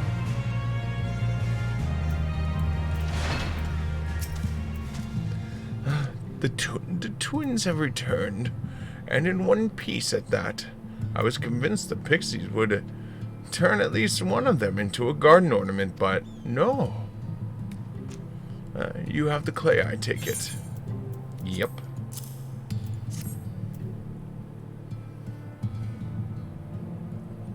Wonderful. We need but combine the clay and the water. Then heat the mixture with the Fey Lantern. After that, it will be a simple matter of setting it upon a suitable form and performing the necessary incantations. Balmung, I have a question. In the event that we had need of this spell and you weren't around, would it be possible for another to perform the incantation? Assuming they possessed the prerequisite skills, yes. How can the others have suffered so much, and I swore to do everything in my power to save them? If there's any chance this spell could do that, I would be the one to invoke it. Mayhap you should be the one to do it. A deep understanding of the subject's physical state, combined with strong desire to help them, can drastically increase the magic's effects. And you are plainly more familiar with these people than I. I dare say there are few in all of Norman more dedicated to finding a cure. Is that no, is that not so, Siegfried? Absolutely, she's the very best woman for the job. Very few, but if aught should go awry, I'll see what I can do. That's right, me, the hero. Nope, she's the one. I'll give it my all for Howrick, for Telsaline. Then we are all in mind of the matter. I'll say, shall you be the one to conjure the familiar? Come on, Alicel. Let it be a puppy or kitten. Oh my God! If it's a kitten, let it be a kitten that jumps on him and Let us begin. does it. Yes, let it be a kitten. Kitten or puppy. Kitten or puppy. Summon a kitten or a puppy. I trust you've prepared the clay.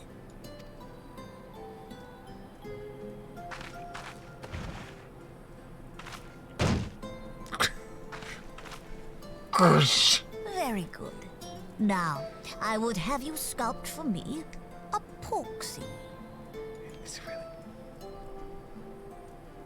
Plump, with floppy ears and a short curly tail.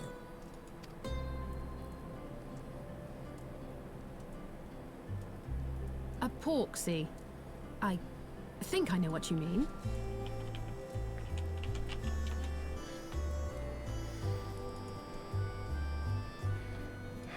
It's not a puppy.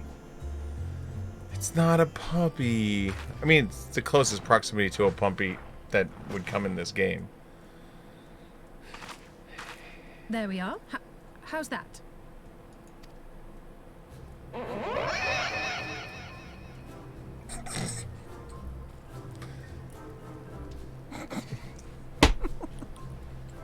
Well, it is certainly creative. There's no denying that. Oh my God, Alphanod, you are such a f***ing dick. Laughing at your sister. Yes, yes, I'm no artist. Very funny. Pay him no mind, child. Though it may look like a grotesque parody of reality, it is what the invoker believes that matters. It may look like a grotesque parody of reality.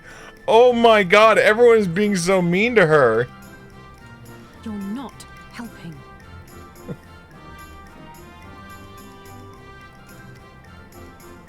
But I speak the truth.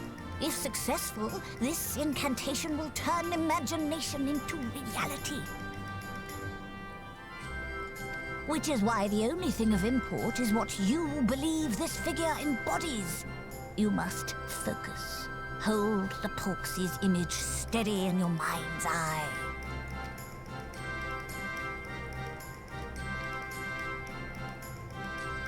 Now then, as I taught you, relax and allow your energies to flow.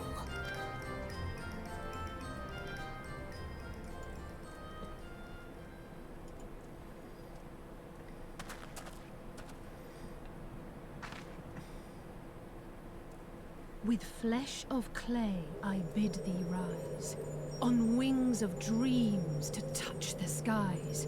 What once was idle fantasy, I call forth to reality.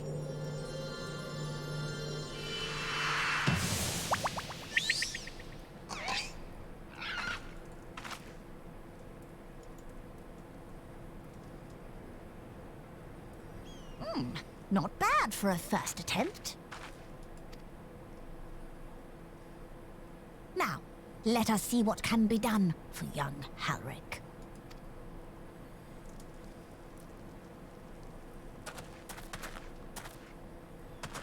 Would you like to pet the pig?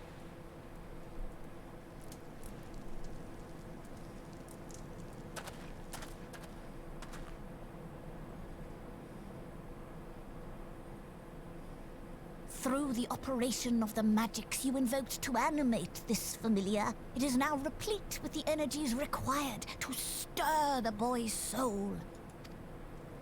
You need but give it a name, and it will do as your heart desires. Bob. Bob the Porsley.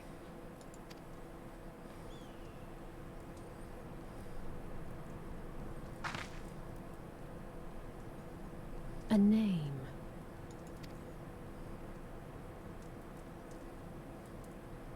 All right, I've decided. Now.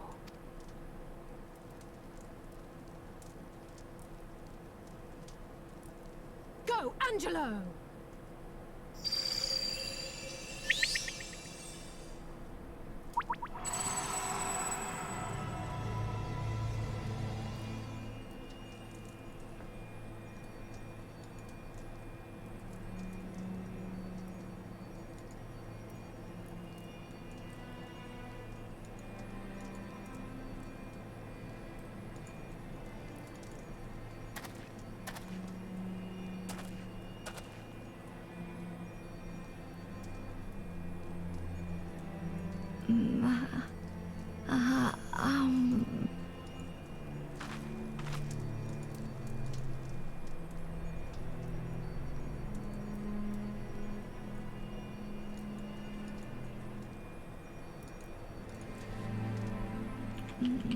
Mother,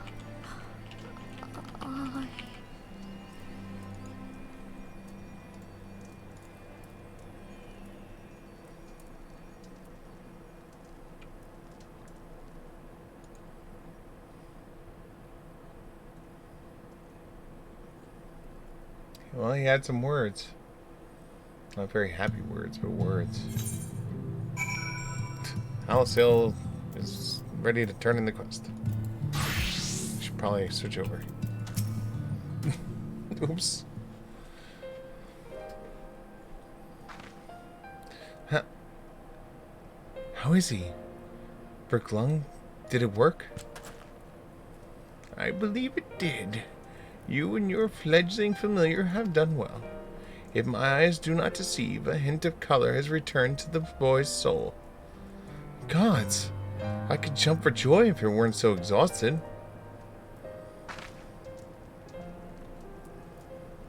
We're so close now, Halric.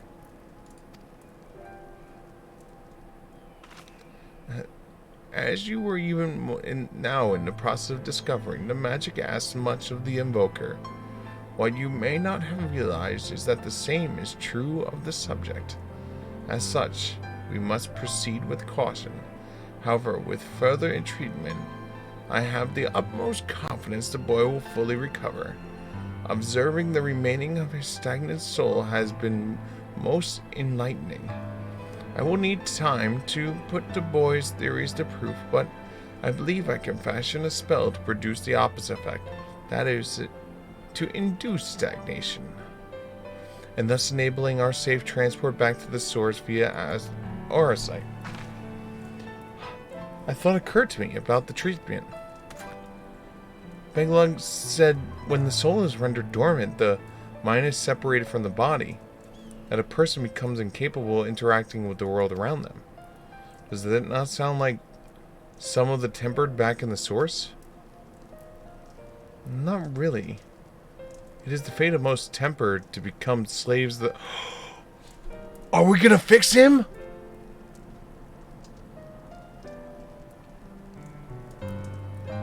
Are we gonna fix him?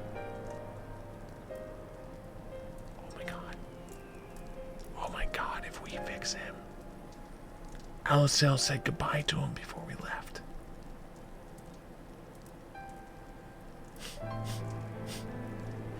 God, that'd be another 10-year freaking thing coming out.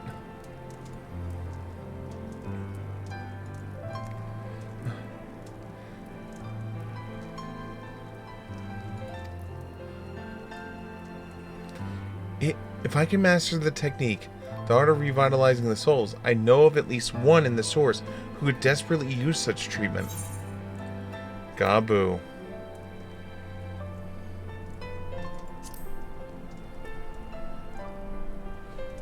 Tell me we're gonna finally fix him. Exactly. His condition is uncertainly similar to Halric's, is it not? The only difference being his soul was sufficed with earth aspect of Aether instead of the light. It follows that his soul is subject to a similar kind of stagnation. There may be a chance we could save him, right? Forgive me, but who is this Gabu fellow whom you speak? Goblin. I see. His condition does sound similar. Yet there is much more about the soul that remains unknown even to me. I say this is not to discourage you, you understand, but to remind you that this is delicate work we do here. Work requires patience. Of course! And as long as there is hope for patience here, I will devote whatever time is needed to see it through. But I refuse to spend the time in idleness. If it's all the same to you, I'd like to stay here in Angelo, and continue with our treatments. The two of you should return to Crystallarium with Balmung and see if you can't make some headway with our newly posted theories. I would tell you to rest first, but I see you're not one to be convinced. Ah, the fire of youth. Let us return to the Crystallarium, then. Finally, I found you. Who? So I have a voice. Oh, it's him. Kaisir, what are you doing all the way out here? There's trouble back in Elmore. Lady Chai besides herself, sighing, pacing a whole lot. Near enough begged me to go find you. Sighing and pacing, you say? It must be urgent. I take it I'll be returning to Crystallarium alone. Go on, then.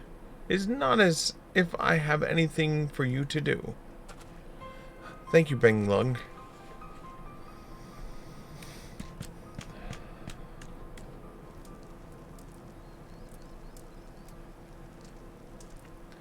Sorry for bothering you and all that, but she says the future of Elmore is at stake.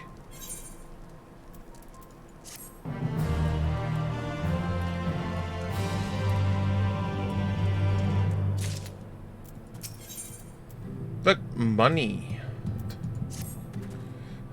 Lady Chai is up in the parlor. Best not keep her waiting, huh? Sure, we can go there. It's only 300 gold to teleport up there. Let's go!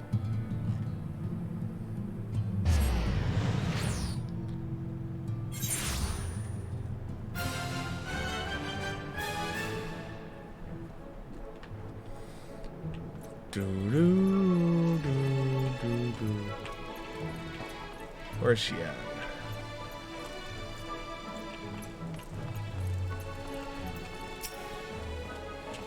No, well, not her here seems out of ordinary, though I do not see Lady Chai anywhere. Probably pacing around outside again, staring off in the distance and all sighing. Strange. Let's see if we can find her and discover the source of her distress.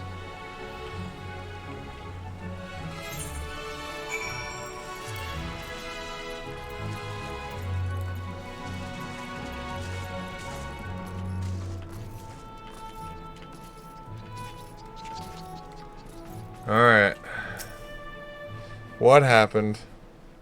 What happened to your husband?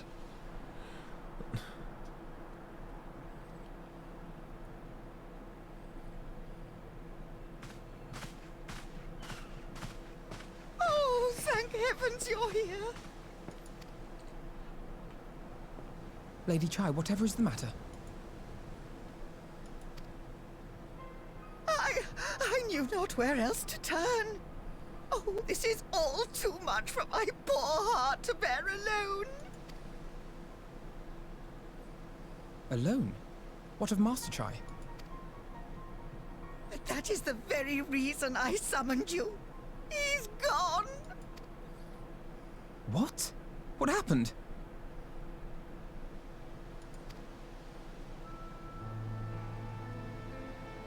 It all began after the events at Mount Gulg. With Lord Vorthri out of the way, we all agreed that a new leader must be chosen. And so you held an election? Yes, well, sort of. Not a single person volunteered to stand, you see. After a lifetime of leisure, we free citizens have grown somewhat indolent. Readapting to the harsh realities of life is trying enough, but to take charge of a broken city as well, no one wanted such responsibility. Nevertheless, Yulmore could not well do without a leader, and so we decided that anyone and everyone should be considered a candidate. And after we cast our ballots and tallied the votes, the mayorship fell upon my dear husband. Oh, God. Well, given the manner in which he orchestrated the construction of the giant Talos, none could deny his leadership qualities.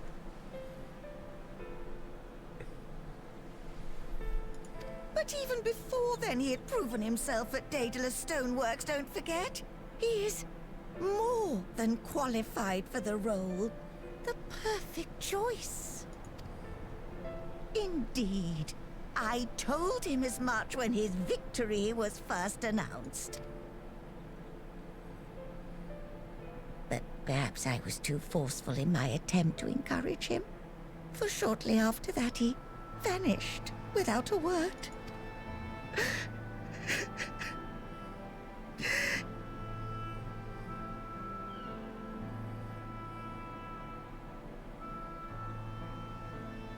You believe he was so daunted by the burden of leadership that he felt compelled to flee? Please, Lady Chai, dry your eyes. Your husband does not strike me as the sort of man who would abandon his duty, much less his beloved wife.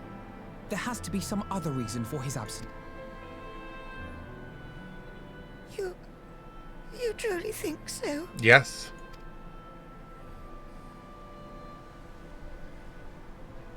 What about you? What do you think has become of my husband?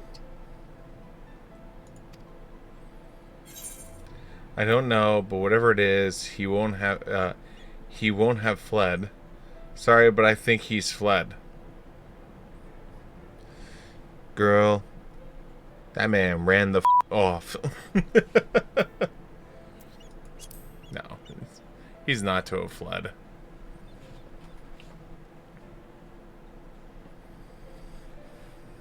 And there you have it, Lady Chai. You needn't worry.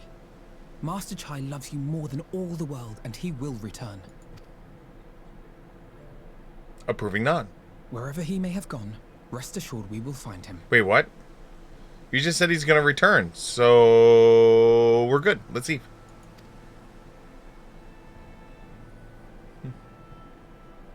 We're good. Let's leave.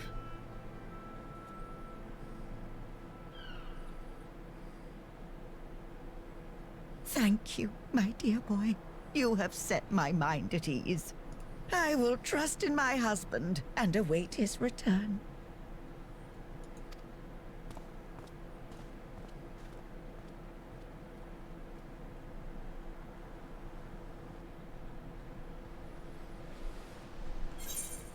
I will take the money. Dun, dun, dun, dun. Only 600 gold for this? This is some bullshit. It makes no sense that Master Chai to have left without any word. But even if he had, he would not have done it not observed. Someone here has to know something, I'm sure of it. We should split up and inquire to whatever anyone saw him leave, or, failing for that, we have any idea where he might have gone. I will meet you at the Glory Gate and compare notes later on. The Glory Gate.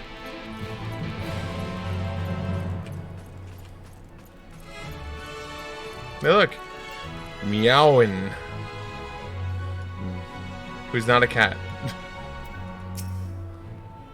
Master Chai, why yes, I spoke with him recently, though I recall he was in a rather dour mood, concerned about Almore's neglect of industry, you see. With Lord Fortry apparently an inexhaustible source of meow, and no greater need for his money, it's little wonder our businesses were all but forgotten under his rule. But I assured Master Chai that the boutique and splendors will do all that we can to contribute to the revival of the trade here in Elmore, which seemed to satisfy him. he took his leave soon after. You exchange information. Right, there we go. Wait, is this? There's a match back here. I need to fight someone. I need to fight someone. I want your card. Give me your card. Give me your card. Grinwin. How many cards you got? You got 2 cards. Alright, let's go. Give me your cards.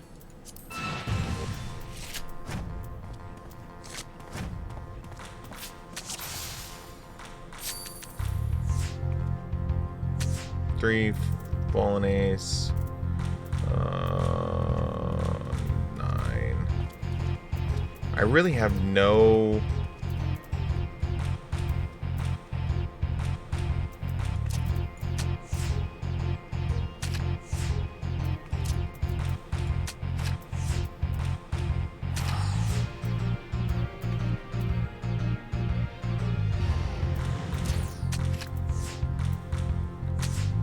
Oh, this... We're one ahead as long as we hold, we win. Nope. Nope. I wonder why I'm getting the cards I'm getting now.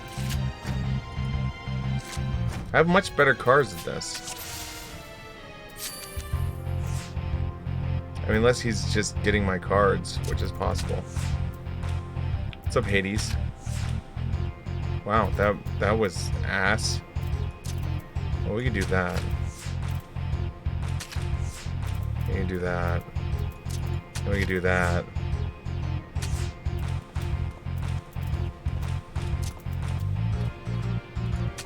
We can do that.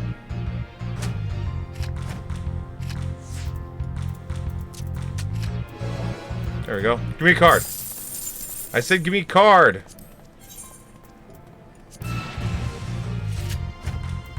I just want the cards. Just give me the cards.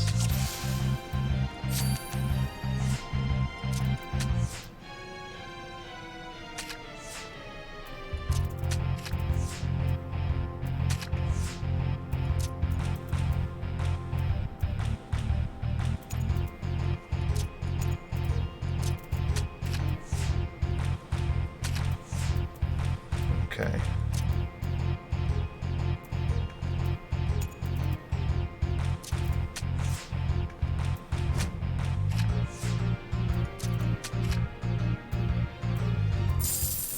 What do you mean, bastard? I just don't know why my recommended cards are these. I have way better cards.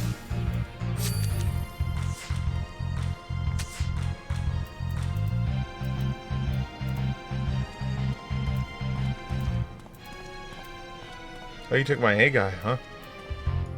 Bastard.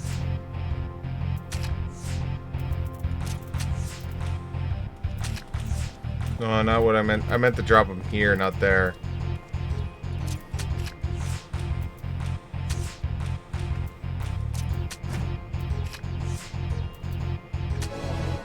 Hey, one, give me the card. Alright, that's one card. Okay, that's one card. Look at that. We use the card. Got one more card to go. This is the most importante.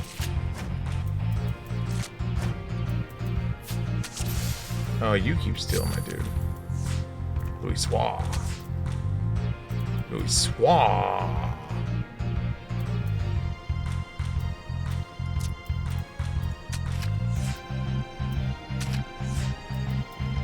You took my guy.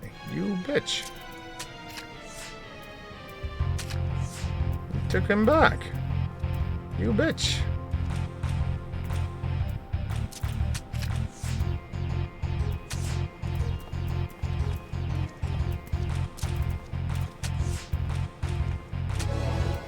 Give me a card. Is that it? We good now? We done? Oh, that's the card you already gave me, you bitch!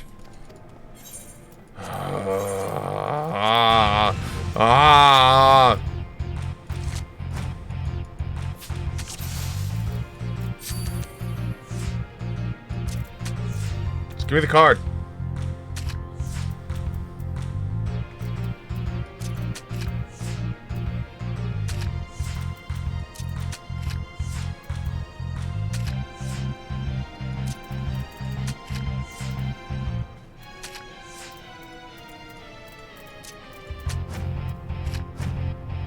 Damn right, combo that bitch! If anyone doesn't understand how the card game works, my numbers beat their numbers and cards flip. And then there's special rules that throw things like swapping cards and stuff like that. Alright, you go first. Alright, 9. 9. I still have my A, so let's drop the A down. Okay, let's drop Louis. Swah!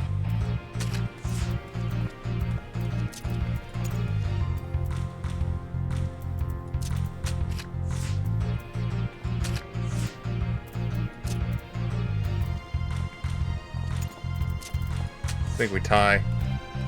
Nope, you take my guy. That's the card we're going for. I'm assuming it's what's his nuts. I'm assuming that's the 5-star card. That's why it's rare popping up. I don't want this card. This card is awful.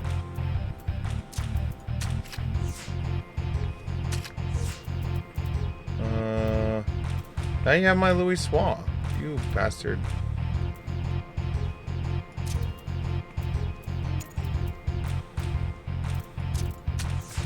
I have no way to grab up. Like, I literally have no way to grab up.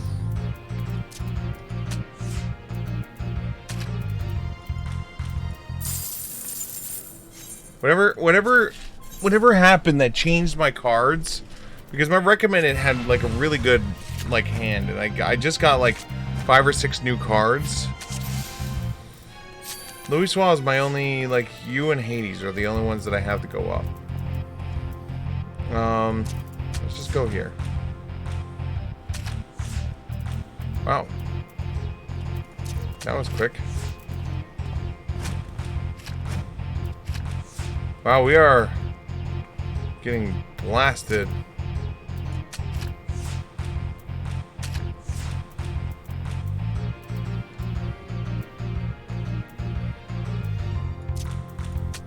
Well, I lose.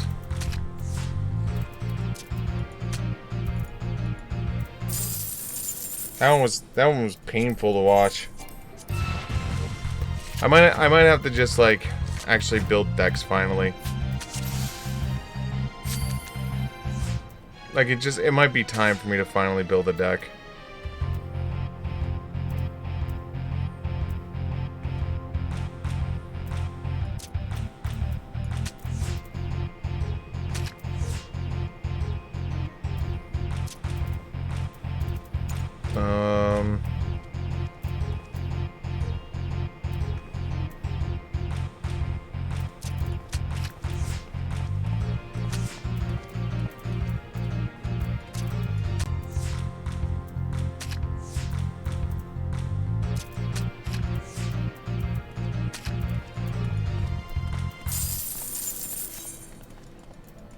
Yeah, this will be my last attempt, and then we're gonna call it.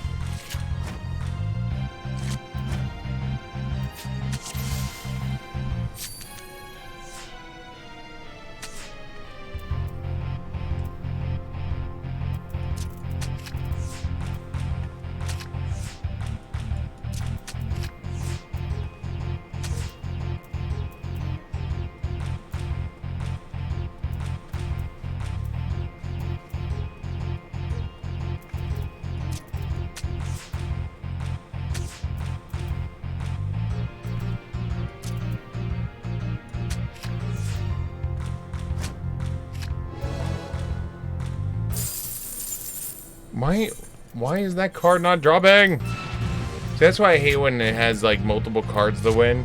Is because you can get like completely unlucky and like have them keep constantly stealing your yeah,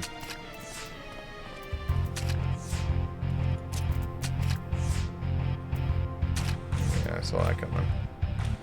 So we'll go here.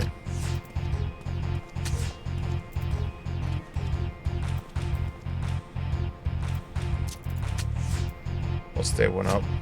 Nope, somehow you got a plus on that. Makes no sense. Maybe I just don't understand the rule of plus.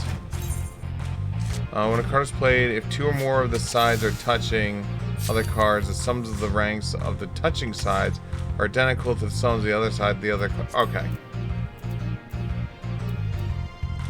Got it.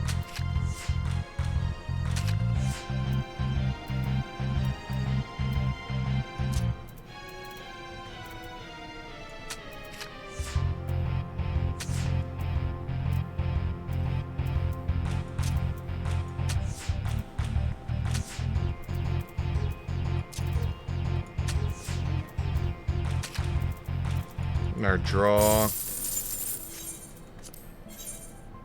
Yeah, these recommended cards suck. They really do.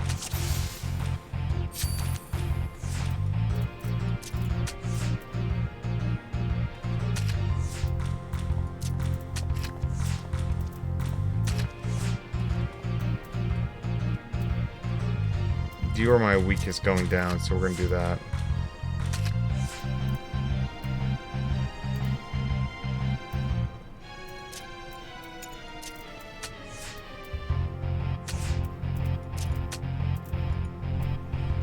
Damn.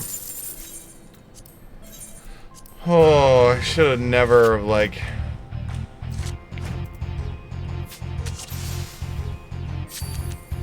The also thing that's killing me is when, like, you get, like, that unlucky turn where they take one of your better cards.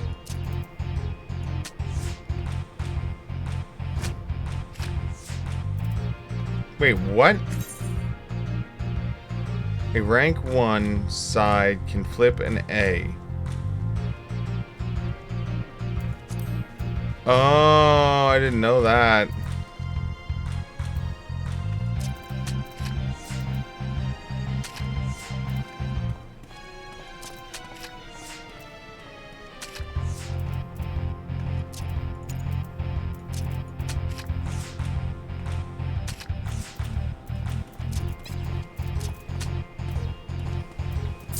I did not know that part.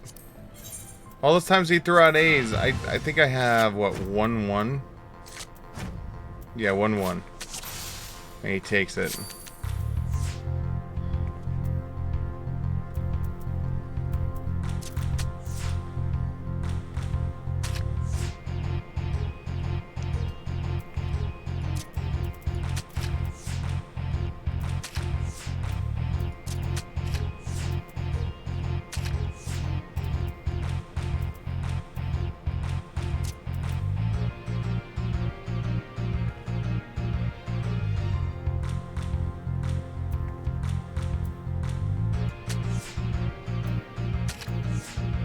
Wait, why didn't the 8 take the 7? Why didn't the 8 take the 7? I'm so confused right now. So very confused.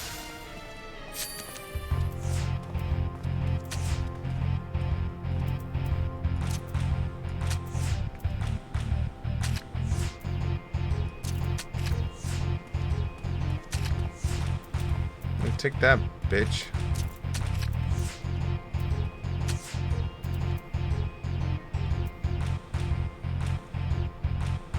It's gonna end in a draw.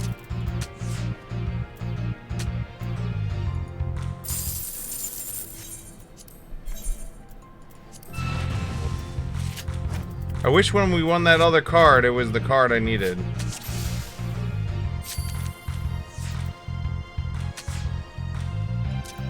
Well, I have the 1, so you can't take it from me.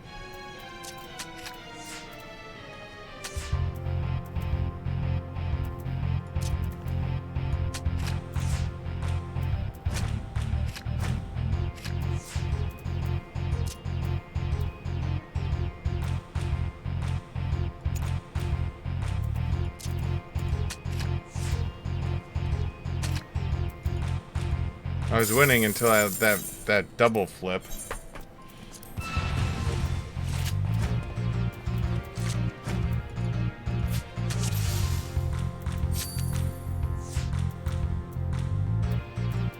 Well, I don't have to worry about freaking you taking my A.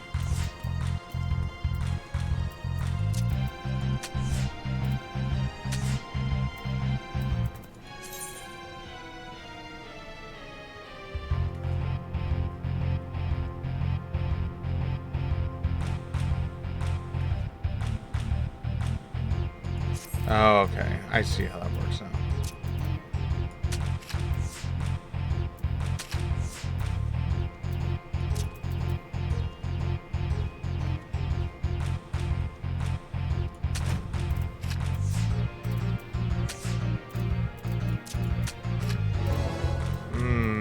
Card?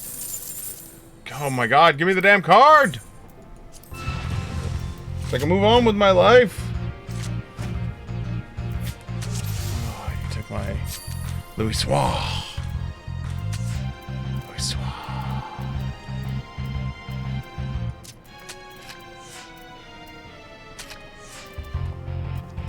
Louis Soir is my only way to attack up.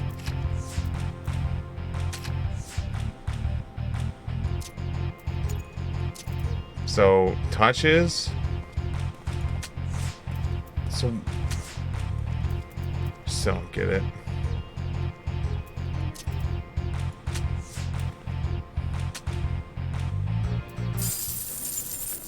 I guess it means it has to be 2 touching 2, not counting the side it's attacking, so it has to be touching 3.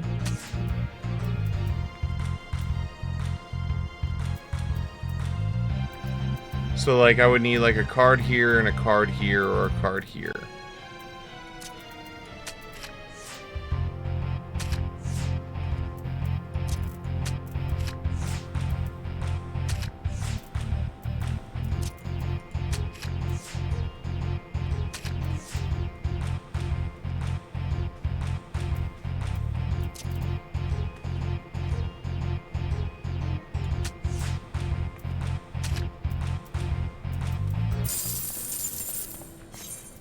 I thought that would do it, but then I forgot it's a 1 on the one side.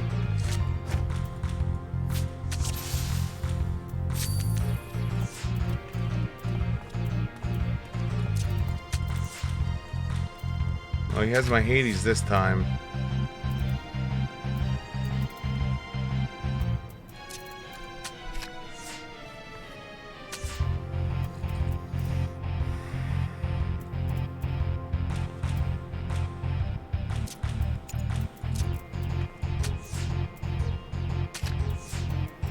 I lose this one. I'm just gonna throw cards down and just end it. Just give me the last card, damn it.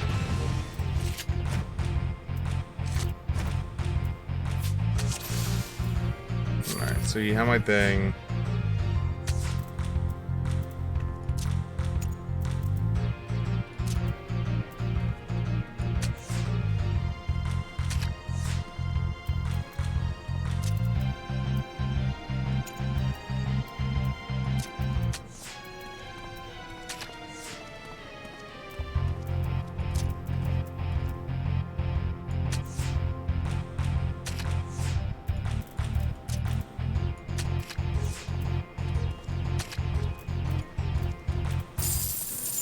Yeah, I don't think I'm getting this.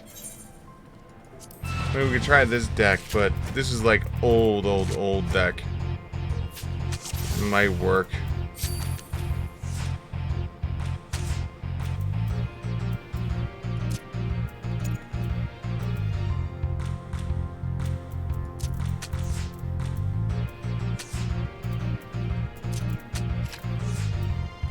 Well, we're +1 right now, so it's holding so far.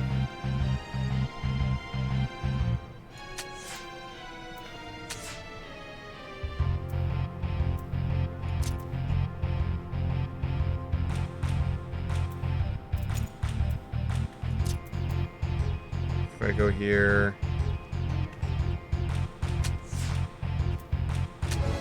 Okay.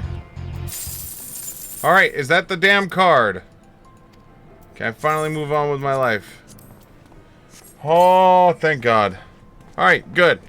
Good. Good.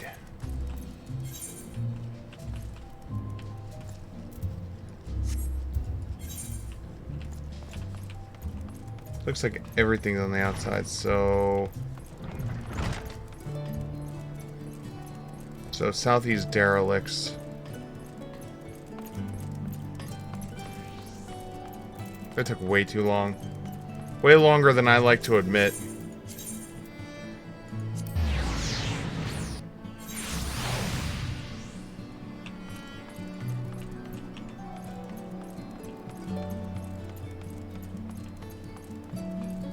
And it took me doing the not recommended, my old deck. I recall man fitting the description. Asked to speak with the poor bugger later. Come from the right. Said he wanted to know the state of things down in the derelicts, and you could be sure we gave him an earful. Lack of food, medicine, clothes. There was plenty to tell. We hunt high and low for whatever we can to scavenge, and this is barely enough to fill our bellies. But folks here don't want to survive. They want to thrive. When he heard that, he started mumbling to himself. Something about finding us work, I think. Fair play to him, though. Not content with having his ear chewed about with the derelicts. He asked about the other settlements and all, and after that, I can't imagine to say. Looked like he was heading to Gate Town when I saw him last. Cool. Got information.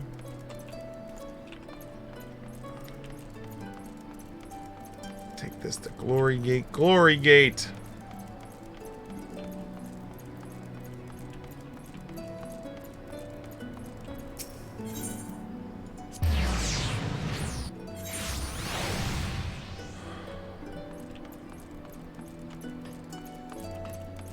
There we go. Looking for Master Chai, are you? Is something amiss? When I last saw him, he seemed ready to collapse from exhaustion. I insisted he rest and catch his breath, and we talked for a while about his concerns over the city's defenses, among other things. He made more of a few valid points. Many of our men are still recovering after your confrontation with Lord Varthry, and finding dinner was in the heap of the middle of the plaza shook us to the core. The man commanded no small amount of loyalty, and some of the longest-serving soldiers seemed lost without him. Indeed, a number of them left. Not that we blame you, of course. Without you, and yours, we would still be blind to the errors of our way. Anyway, funding permitting, I propose replenishing our ranks with volunteers from the derelicts in Gate Town. We have a duty to protect not only Elmore, you see, but the surrounding regions of Colosia. As well as, I for one, would welcome any man or woman willing to take up arms for that cause. Indeed, I told him as much, and he seemed relieved to hear it. It was on that note that we parted ways, and he headed outside, as I recalled. Okay, let's...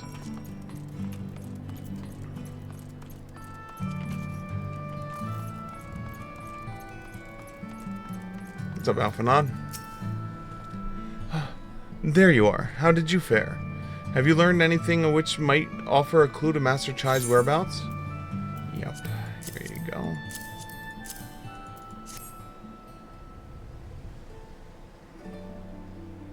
Interesting. He apparently paid a visit to Queen Bee as well. They discussed the possibility of granting a mission to customers from outside Elmore, an idea which the proprietor was surprisingly receptive. Sounds like he's got big plans for this place. Elmore, I mean, not the bee. Perhaps, but the question remains, where did he go after leaving the city?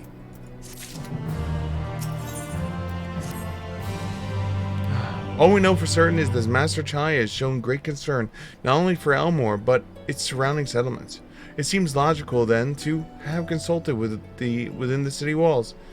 He would wish to do the same with those without. Siegfried, if you were to go and make inquiries and write, I shall likewise in Stilltide. Gate Town I leave to you, Kirsir. Fair enough. Where should we meet when we're finished? Well, Top Rung would seem to me the next most likely destination. Let us reconvene there. With any luck, one of us will have stumbled upon him by then, but if not, we will still sustain and continue our search. Just assaulted! Okay. Hey, look, there's a teleport right there. Whee!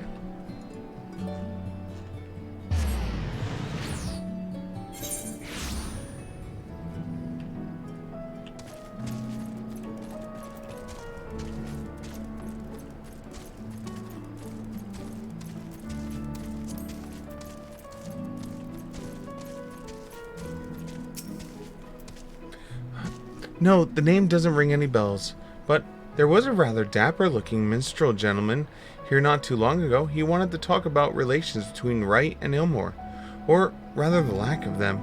We lost a great many people to the promise of meow, and the chance of a lavish life amongst the free, and Vrothry thought to take even more from us, conscripting the few able-bodied men that we had to guard his paradise. I needn't tell you what happened when the Sin Eaters came.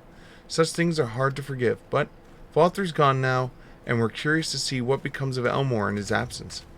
That's what I told your friend. Chaz Nuz, was it? And I'm sure the others said the same. Not what he wanted to hear, I suppose, because he left soon after, and that was that. Chaz Nuz. Okay. So now we're going to go there. Okay, so there's no flight point there, so we just fly!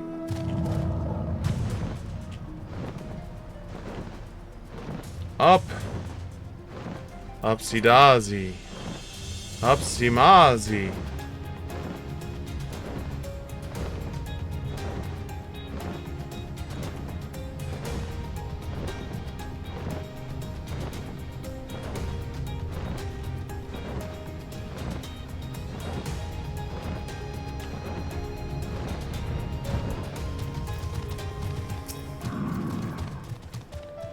So he paid a visit both Wright and Gate Town as well, did he? I see. Curiously, I gleaned much of the same. He seemed determined to salvage what goodwill might yet remain among the settlements of Calusia, and the others likely places has left to go being amity. Come, if we're quick, we might be able to catch up with him. Of course we can catch up to him. We're badasses with teleports. And flying mounts. He doesn't have a flying mount or teleporting.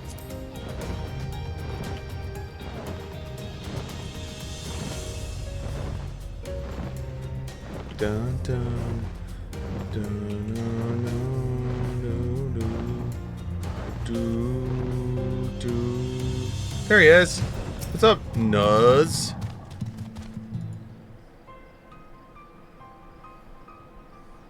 Nuz?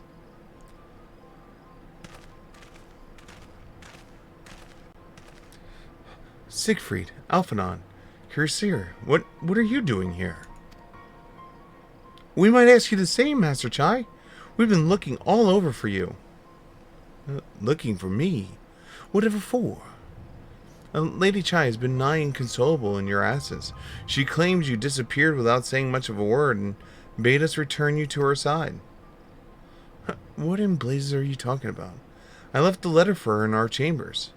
Though I suppose she could have overlooked it, and what she gets an idea in her head, I can only apologize.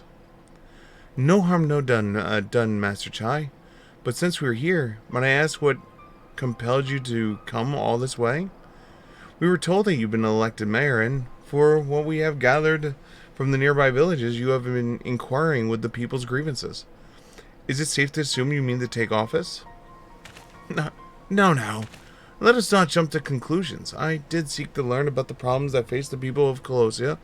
That much is true, but I am by no means sure I am the man to solve them. Tackling our main challenges will require resources, and until I've secured them, it would only be right to assume the role of mayor. I see. And you believe said resources can be found here? Hey, Shooting Star. Indeed, the people's grievances are many. But, in the course of my inquiries, I have already met several individuals willing to lend their aid in addressing them. However, there remains one individual crucial to my plan. A man whose counsel might yet make me mayor of me. With respect to such foresight itself, proof of your the city needs you, Master Chai, and I am certain this man from whom you speak, whoever he may be, will reach the same conclusion. For what little it's worth, we will vouch for you should you require convincing. We believe in you, Master Chai! Fist punch! I don't know what to say. You don't need to say anything. You've got your actions to speak for you. For as long as I can remember, all I wanted was to be into Elmore. But that dream's gone now. Burst like a bubble. Or a boil, more like it. Anyway, outside of repaying Master Alphanut, I haven't had a clue of what to do with myself. Spent most of my days in a daze, but you've been running up and down trying to find a way to fix this mess for everyone. And I reckon you could do it. You got this lot up Mount Gug, didn't you? How hard could mayoring be? You're gonna steer Elmore in the right future. I know it. I want to help. Properly help. Do something to make a difference. I don't know what it is yet, but I'll work to find a way. If you let me come with you, that is. Approving not. You give entirely too much credit, the lot of you. But I cannot deny it gives my heart. Come, then, let us press on together.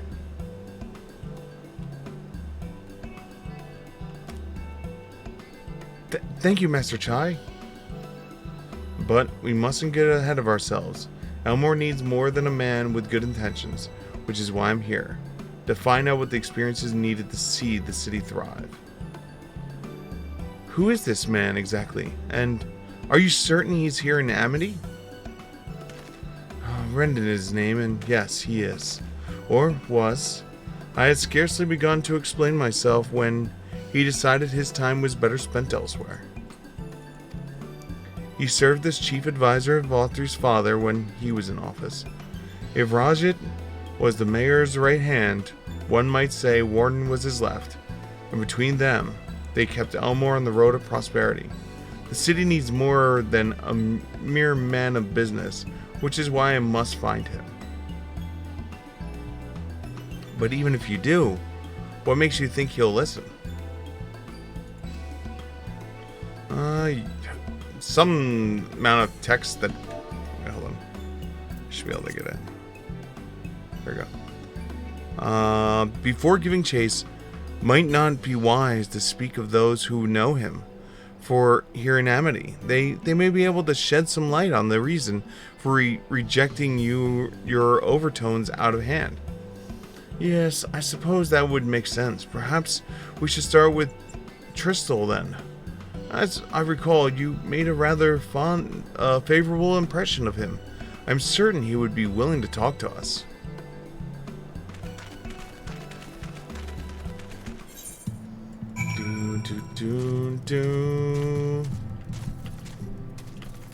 Chaznoz! Greetings, friends.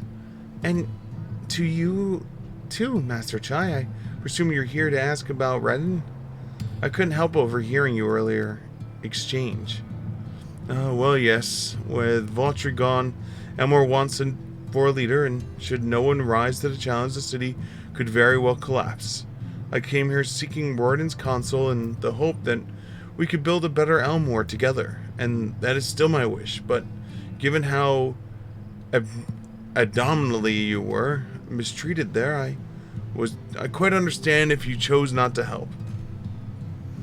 Worry not, Master Chai. I bear no grudges against you or the people of Elmore, and I would not see you suffer at Valthr's villainy.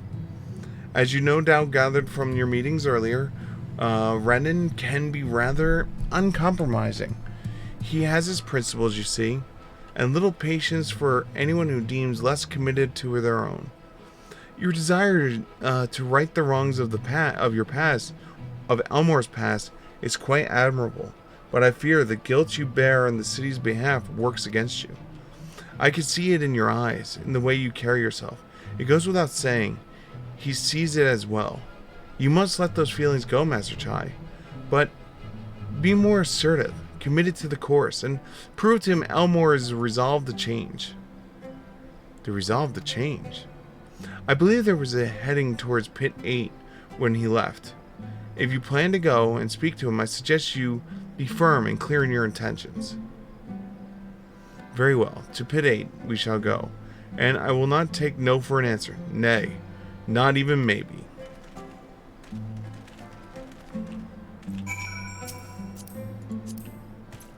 Oop, I was mounting, and then it was like, no!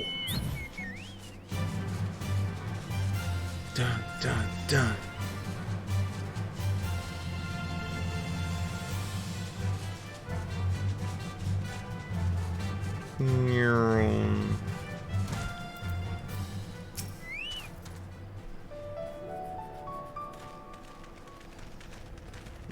He's got pink hair.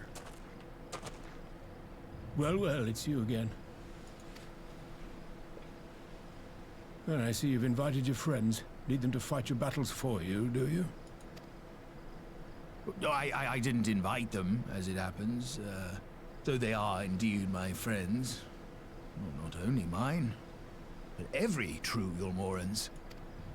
They are the ones who awakened us to the truth, to Lord Vorthry's villainy. The famous warriors of darkness.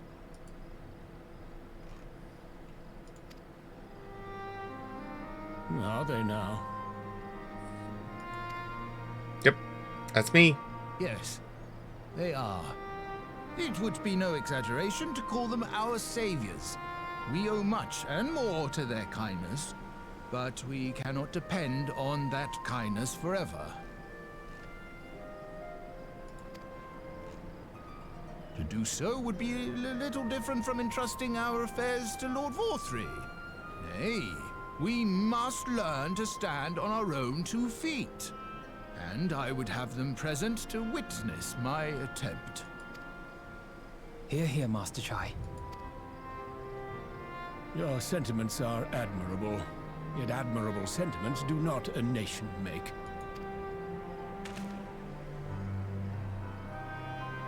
In my capacity as advisor, I once strove to build a better Yulmore. Gave honest counsel to my superiors, drafted laws for the benefit of one and all. Okay, alright, it sounds great. We want you on board. In time, my values fell out of favor. There was no need for them in this paradise Vorthry was creating. And so I left my homeland behind. But you, Chai News, you were content to wallow in indolence under Vorthry's auspices. And so I cannot help but ask myself what manner of nation you intend to build.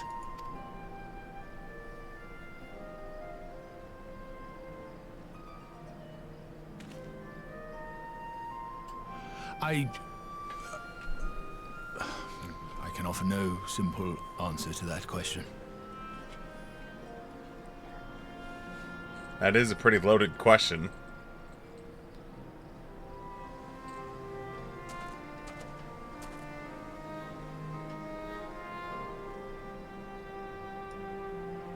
But this much I will say.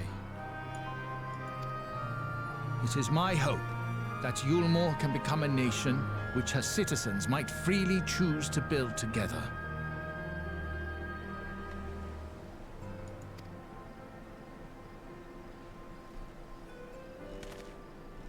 A great many people, myself included, flocked to Yulmore seeking sanctuary. The alternative being to live in fear and die in pain. Seemed an easy choice. And sanctuary we found. As much food and drink as we could ever want. Secured at the cost of the surrounding villages. Little wonder the people gathered at our doorstep, begging to work among the bonded. The free were blind to it all, of course. Content to, as you say, wallow in indolence. Were I mayor, I would first take stock of the city's resources and see that they were assigned equitably. Our days of reckless consumption are behind us. The distinction between free and bonded died with 4-3. The needs of rich and poor alike must be considered if our nation is to survive. To which end I would take steps to secure channels for supplies, rekindle relations with nearby settlements, who re-establish industry, reach out to neighboring nations, and the list goes on and on. Yes, Chai.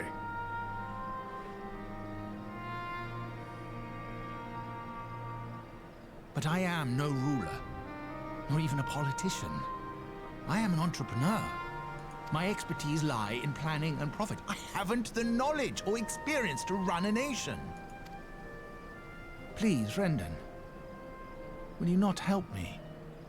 Together, we could solve the city's problems. Build a Yulmore for the people. Yes, Chai. Yes. A Yulmore for the people.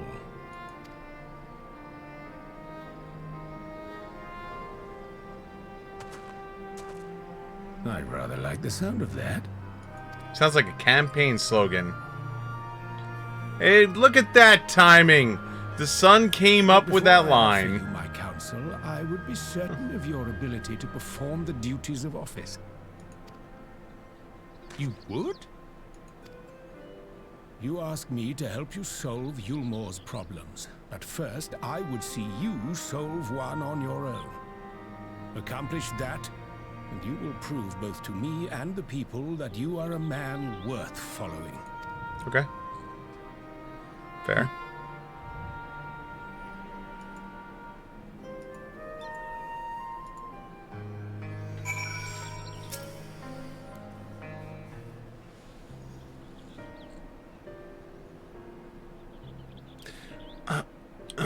Right then, what is the peculiar issue that you would have me resolve? You seem the conduct of assessment of the problem of Elmore now faces. I assume you will agree, therefore, that the matter of dwindling food supplies is the most pressing. Ah, yes. Meal being neither a desirable nor less a suitable option, I assume alternative foodstuffs are now required to fill the void. And a man who hungers is not likely to contribute much to society, save violence perhaps. So tell me, how do you propose to solve this problem? Give me a satisfactory answer and I will consider offering you my counsel.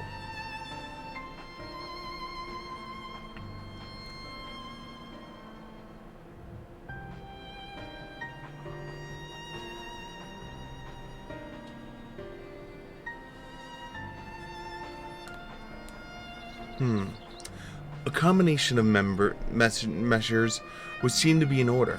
One to address the immediate issue of supply, and another that of production. Go on. For the present, Elmore's coffers can be used to purchase foods from our neighbors. This would afford us to address the underlying problem that affects us all, the long-standing neglect of agriculture. The villages that once served as sources of trade for foodstuff must be repopulated, their means of production restored. This assumes, of course, that we can rekindle the relations with our neighbors, guarantee security and stability in the region, and most importantly, find people willing to leave the city to make up the rebuilding effort. My. Think of all that by yourself, did you? Well, yes, it began rather abstract plan that I drafted some time ago, after speaking with people of Elmore and the nearby settlements. You impressed me, Chatnez. I have? Oh, that's a relief. Oh, you haven't secured my support just yet. Only my attention. Grand plans will not be enough to persuade the masses. If you would ask them to rebuild, you must prove to them their means to do so. A fair point, Royden, and one of which I have given much thought.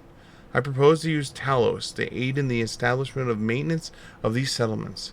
Their employment should drastically improve efficiency and ultimately increase production. Talos. But Daedalus Stoneworks closed their doors years ago. Without a ready supply of necessary equipment, the people would starve before your plan could even be put into effect. Well, as the heir of Daedalus Stoneworks, it just so happens that the Talos are my field of expertise, and with a little help, I'm quite certain we can acquire what is needed in no time at all. See the giant mountain robot? I built that.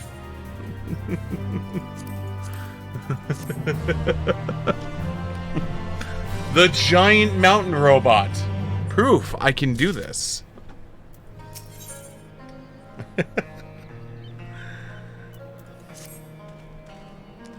Redden is quite right. Building Talos from scratch would require time we simply do not have, which is why I propose make use of the long abandoned Talos which wander the wilds of Calusia. They will need to be deactivated, of course, and if memory serves me, the tools required to do so still is in the top rung. Come with me! So I guess we're gonna fight a bunch of Talosies. Well...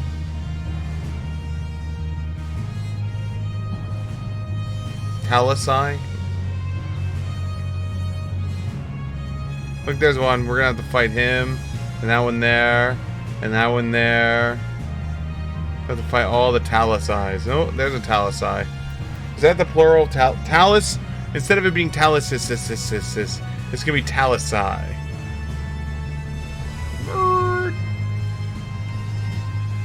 Ah, there you are. I'm coming.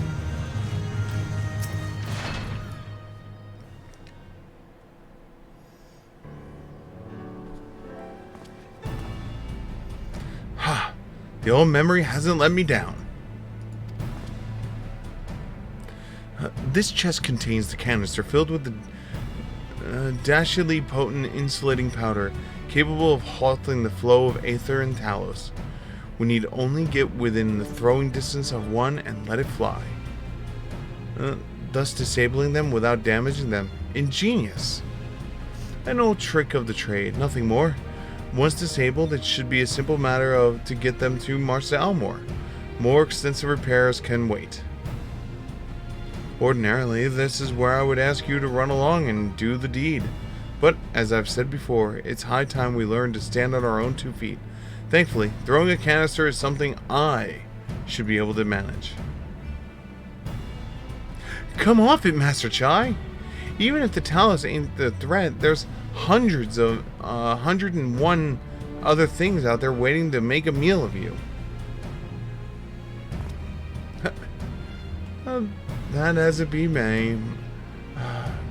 But Raiden asked me to solve the problem, and I will not sit idly by while risking everything to see my harebrained scheme realized. Not this time. Which isn't to say that the mere thought of it doesn't fill me with dread. Truth be told, I can't feel my legs. But if I am to prove that I am the man worth following, I must lead by example. Well said, Master Chai.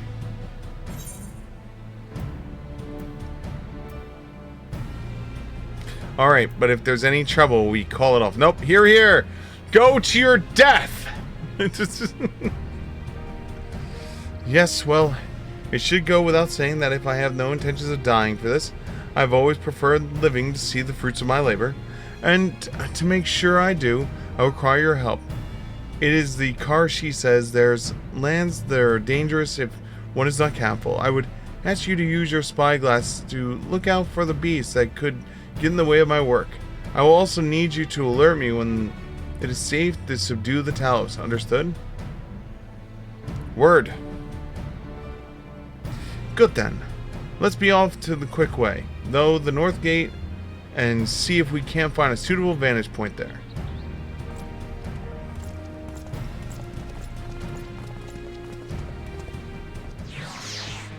Chaznuz.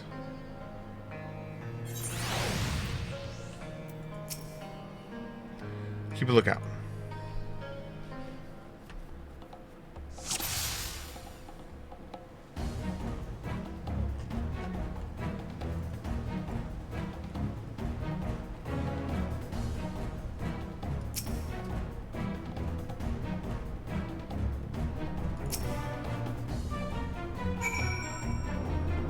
Is that really all I needed to do? Just wait for his back to turn and then...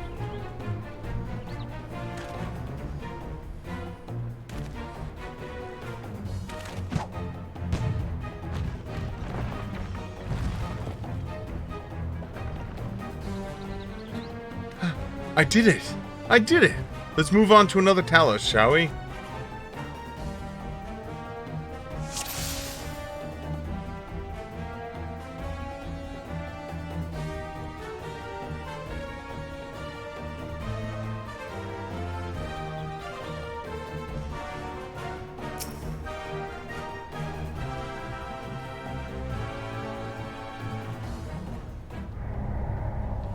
Oops.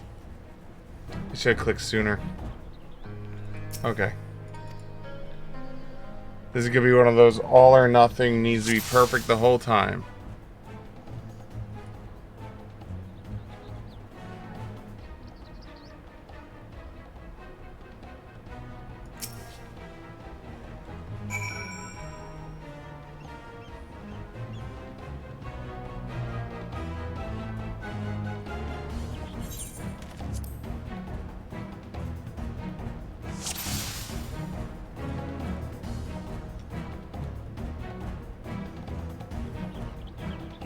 Alright, their backs are turned. Shit!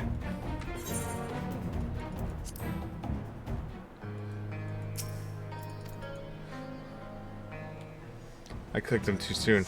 I was being way too like go!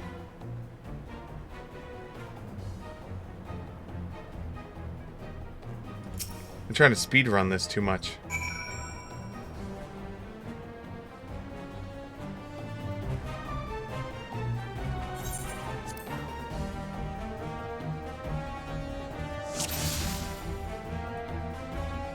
Alright, so they go first, the two round balls go, and they show their back.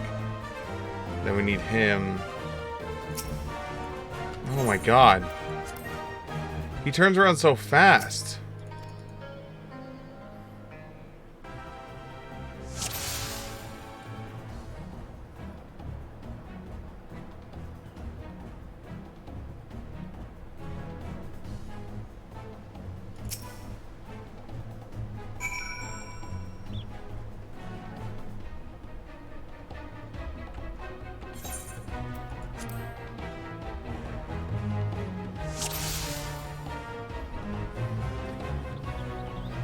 Alright, these turn their back over there.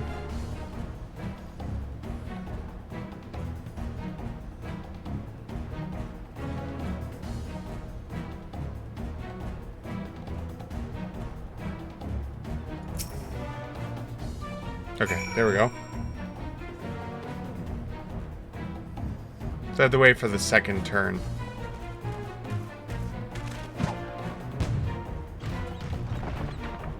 I keep waiting for these things to fall backwards onto them. Like, oops. I do believe I'm getting the hang of this.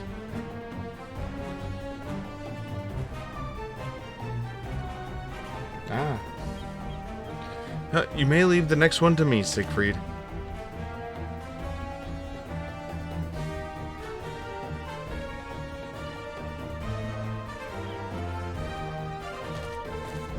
You're gonna do it without a spotsman? Well, I guess so.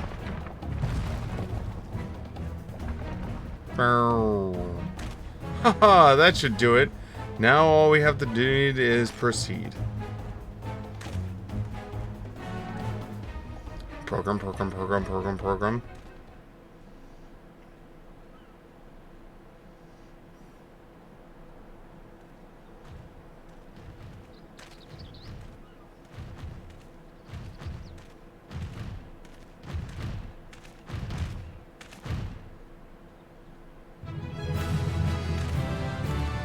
There you go, Chaz.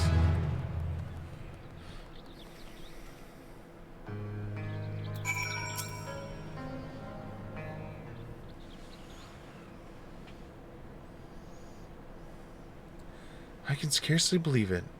It was a reckless, foolish plan, but somehow it worked.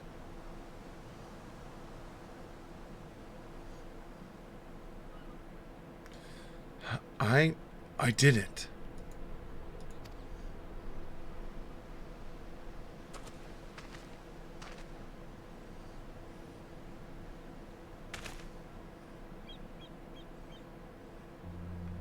Master Chai, I do believe I owe you an apology.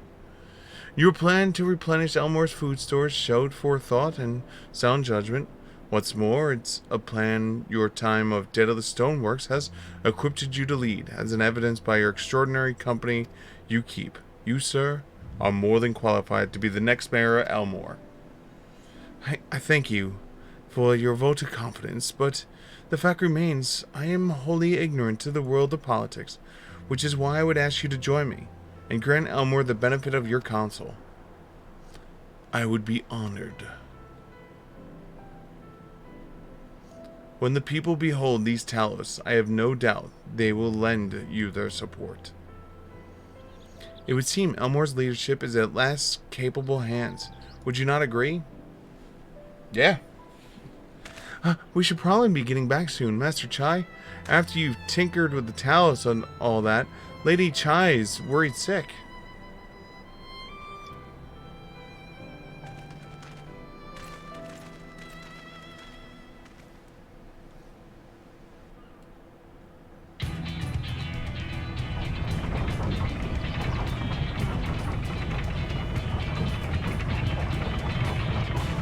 Could you imagine you're in this lower level and all of a sudden you see these three quirking robots coming at you? Form a line and make for Yulmore. Look like an invasion force coming at them.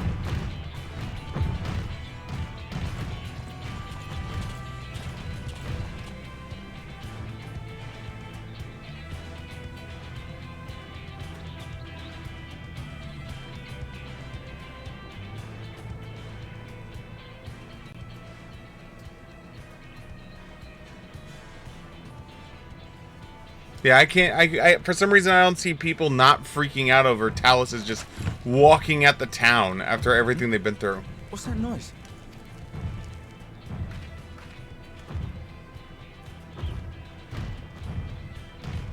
Wicked White!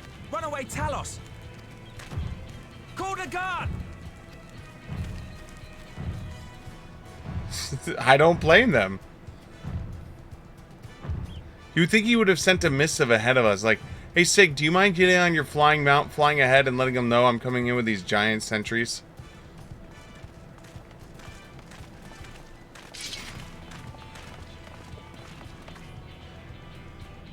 One guard. Oh, no, 3 guards. Stay back! All of you!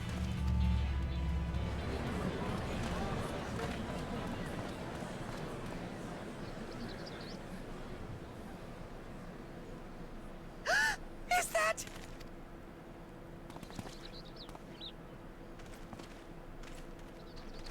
Darling, you're back.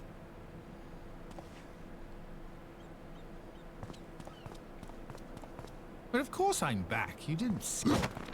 Dearest, I can't...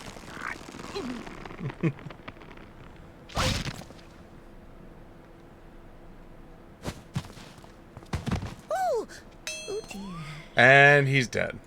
Guess we need a new leader.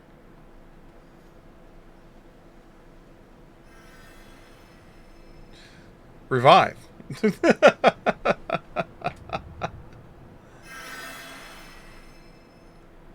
Oh, thank you. I'm sorry, my darling. It's just the sight of you filled me with such joy, I couldn't help myself. So you f***ing killed him? Seeing you made me so happy, so I f***ing murdered you. Oh my god.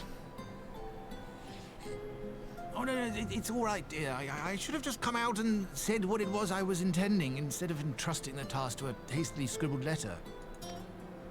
Does that mean you'll do it? Well, I'm here, aren't I? I mean, not that my absence signified any unwillingness, you understand? Oh, no, naught could be further from the truth. I only left to enlist the aid of the former mayor's senior advisor. And now that I have it, I believe I am ready to take office. Cheers!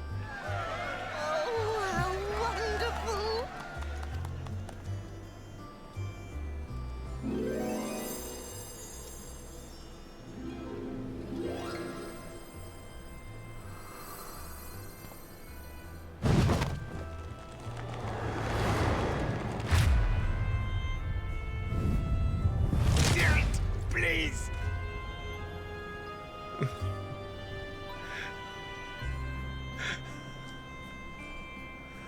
Oh, man.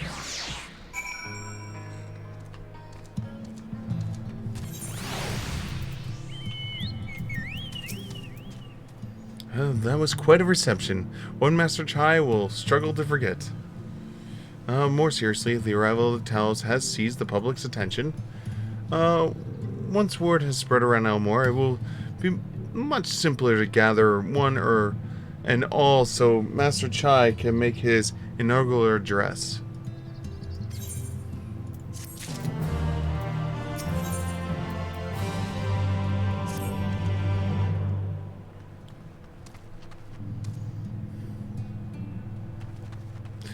No need to fret, Siegfried. I have never felt better. Oh, don't mind the blood. And not at all overawed by the prospect of addressing and assembling the masses of Elmore. As for where to do it, if we were to accommodate everyone who needs to feasibly wish to attend, I suppose the only place large enough would be the Emigrant. Then I will go and spread word among the citizens, both free and bonded, that they are to assemble there and meet their new mayor. You there, Kaisir, was it? Would you go and inform the residents of Gatetown and the derelicts? Of course I will. Good lad. And I will let the guards know to not bar the way of the vaultery chambers. It goes without saying that it's expected the Warrior of Darkness to attend, assuming he's available. Might as well see it through to the bitter end, The doorman at the Crown Lift will show you up.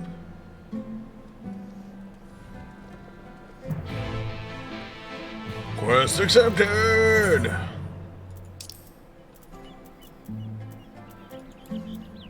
Meow. Well...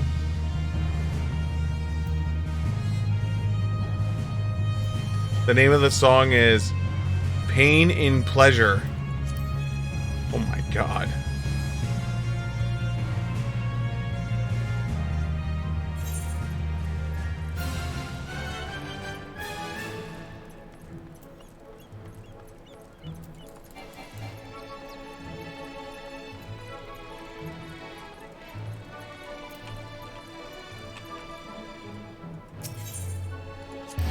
Should have just teleported.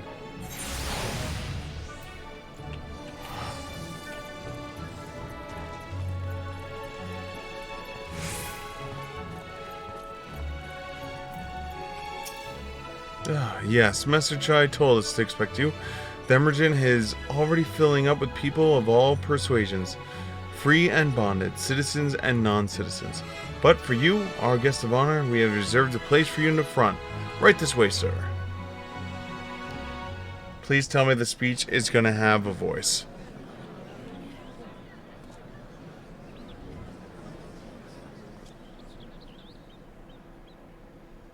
You got this, bro. You got this, bro. Go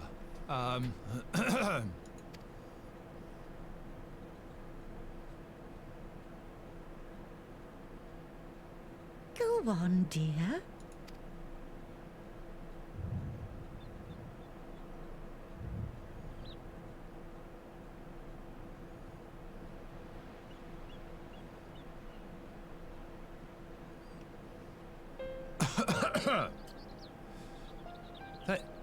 Thank you all for gathering here today. But before going any further, could I ask the free citizens of Yulmore to look around?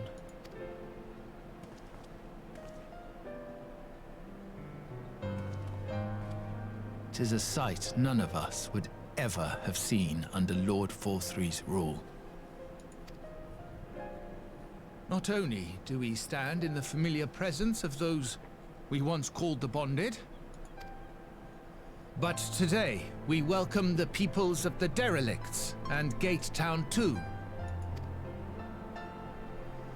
Today we welcome the Warriors of Darkness, come to bear witness to Yulmore's new beginning.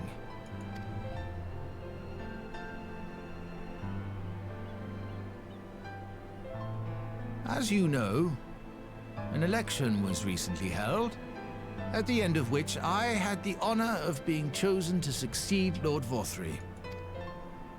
You place great faith in me, and I promise to do my utmost to live up to your expectations, and I will seek always to carry out the duties of this office with integrity and fairness.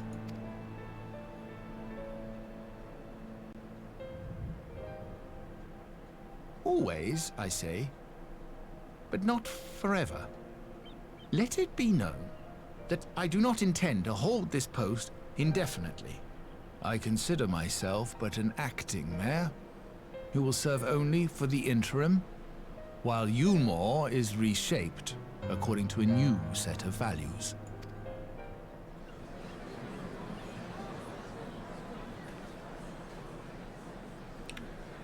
Ah, yes, setting up the elected representative instead of being a... No longer can we think of ourselves as divided, as the free and the bonded, citizens and non-citizens. The systems put in place by Lord Vorthry must be undone. But even as we tear down the old, we must give thought to the new, to what manner of nation Yulmore should become. Whatever the answer may be, it cannot be decided by one man alone. And so I propose that an open forum be held, that we might all discuss how best to strive towards a better future. However, there can be no talk of the morrow unless we first address the issues of today.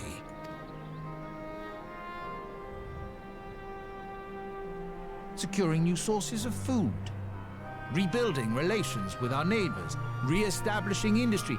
There is much and more that needs to be done.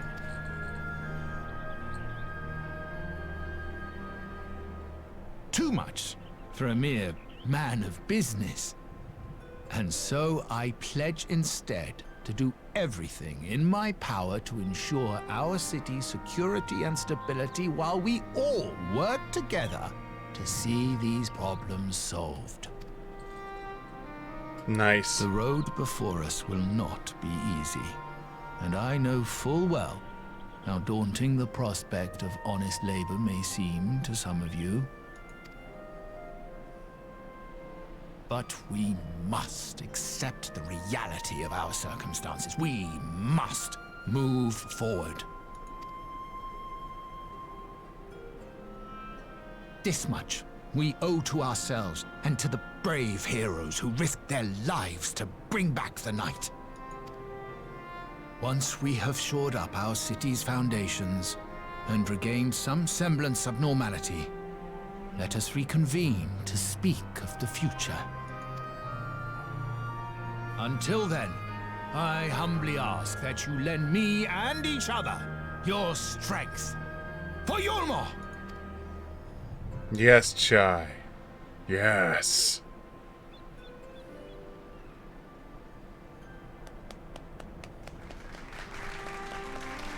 It would start with him.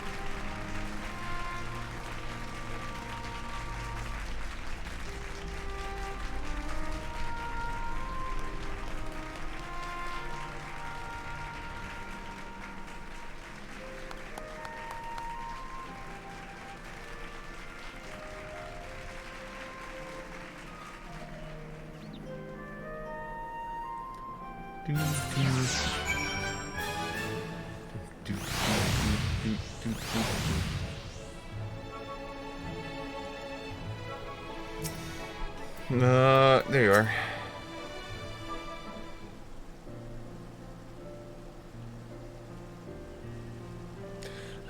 That was a fine speech, Master Chai. I believe your words stirred every soul in attendance. Stirred them in action, I hope. If I have learned anything from all this, it is that change begins with an individual.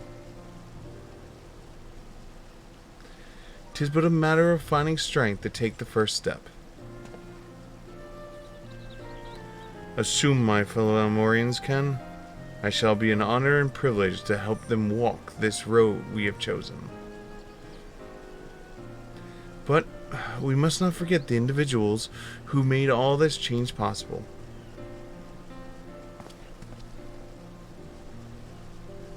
Were it within my power, I would carve a tribute to your heroism to the very stone upon which this city stands.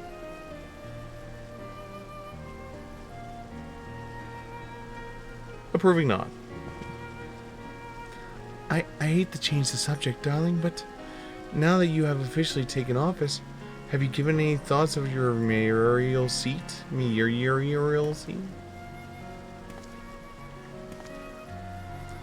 We will not be moving into the emigrant, dearest.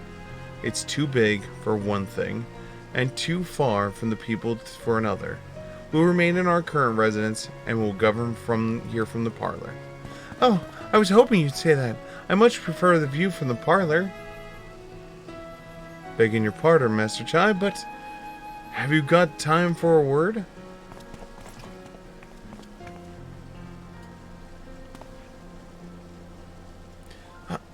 Yes, of course. Heathen Bet? Ah, yes, it's me. I liked your speech, but there's folk outside the walls as don't even have enough food to fast till tomorrow, and more who counting their crumbs.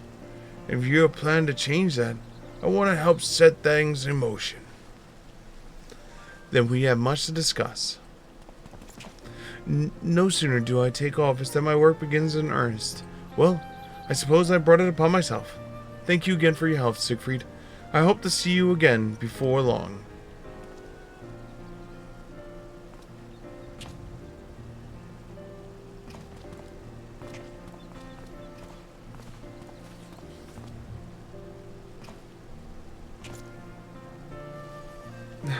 What a day!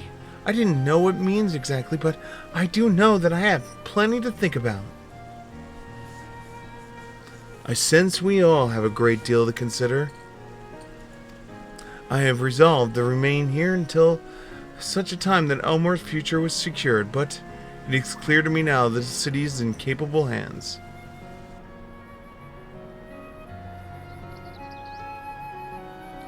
I have every confidence that they will find their way, and I believe it is time we went ours.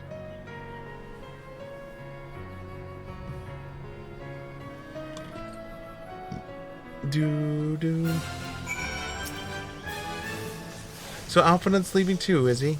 Seems like everyone's moving on. Everything's changing. I've been thinking about what I should do in all this. Like I told you, I spent most of my life dreaming about living here with my friends in paradise. The paradise is gone, but something better is taking its place, and I reckon I want to be part of it. This Elmore for the people Master Chai has been going on about ain't gonna build itself after all. Not that I have much to build there.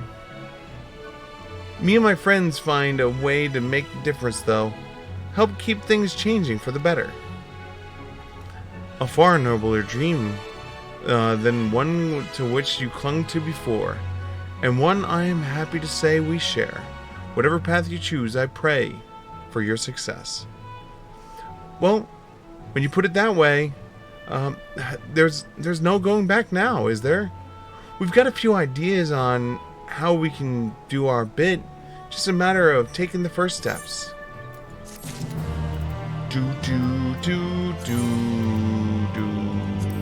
Add this to the thingy. Oh god, we have. Hold on. Oh, where I got these from. I've been trying to like empty my alright, your determination. Direct hits. Oh, your direct hit's 60. So you're a better one.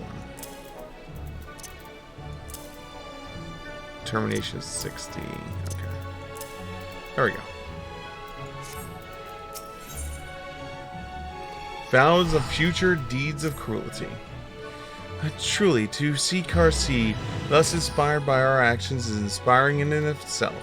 Yet, however much I may wish to stay and see what comes of his efforts here in Elmore, We have matters of our own to attend to. Come, we should return to the Crystal Tower.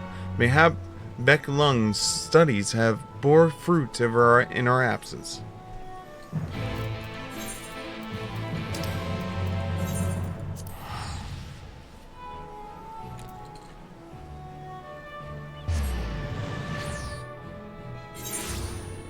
Whee! Why am I walking? I have an Aethernet. I can just teleport. When in doubt, just teleport. Teleporting solves everything. Dun.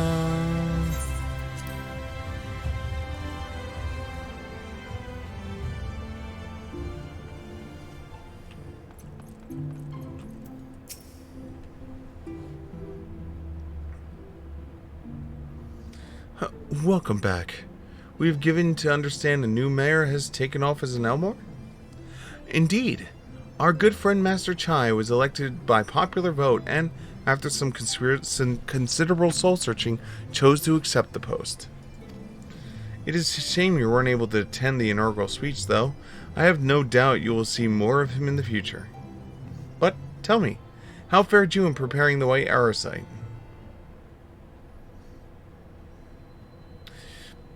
Our work did not proceed quite as expected. In your absence, we had a frank discussion on the principles of soul transfer and concluded at length that White Arrowsight was ill-suited for our purpose. But Yurgari, did you not say that compared to the massy soul of the Ascian, the stone could house one of our souls with ease? That I did. And armed as we are with Beglu's invaluable insight, 'twould indeed prove a trifling matter, were we to disregard the invaluable link betwixt mind and soul. A link in which would holy cow! All right, Yurgari, I gotta be in a mindset to do you. I'm Yurgari. Ridiculous words and giant words. Okay, here we go. A link in which we did belated realize be weakened most perilously in the process of rendering our souls dormant, and our sight doth require. Thus, the shedding of these fleshy simulacra and the surfeit of aether which compromise them would in all likelihood deprive us of our psyches as well. It would, theoretically, but possible to channel your minds into the Arrowsight instead. But we would more than likely sacrifice your souls in the process, which is why we have abandoned the plan, and instead devoted our time to finding a means by which mind and soul might transport together. Then we are no closer to the solution than we were when it first began. It is a vexing conundrum indeed, but one for which the Crystal Eric has posted a most intriguing solution. We are discussing turn to the transference of memories and the psyche. I could not help but be reminded of a technique in which I have personally experienced. Siegfried, do you recall what we learned of my eyes from the encounter with Doga and Yune? I speak of the royal eye of the elegant imperial line, gifted to my forebears through the blood of memories and ancient elegance. It is by this gift that I am able to control the Crystal Tower. If we were to gain an understanding of this technology, by which the Halligans were able to accomplish this transference, perhaps we could keep a mind and soul together.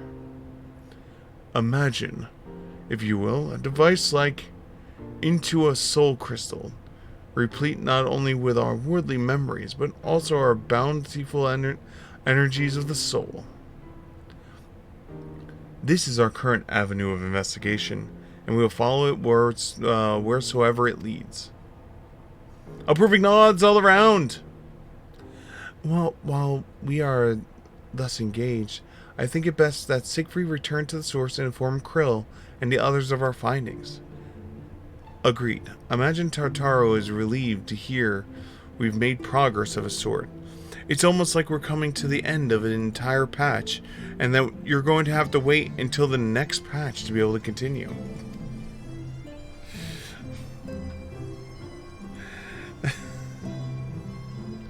Then I would beg, leave a relay our findings to Thancred and Rhine, and to assist where I may in their investigation of the empty.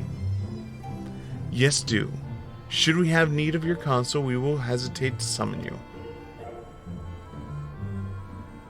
Like literally summon, or like send someone to tell you that we're looking for you? Given our regards to Tartaro, won't you? Yo, she's gonna like hug kill all of you when they get back. Like literally, she's just gonna hug kill everyone. Like, how did everyone die? Well, Tartaro finally got her friends back.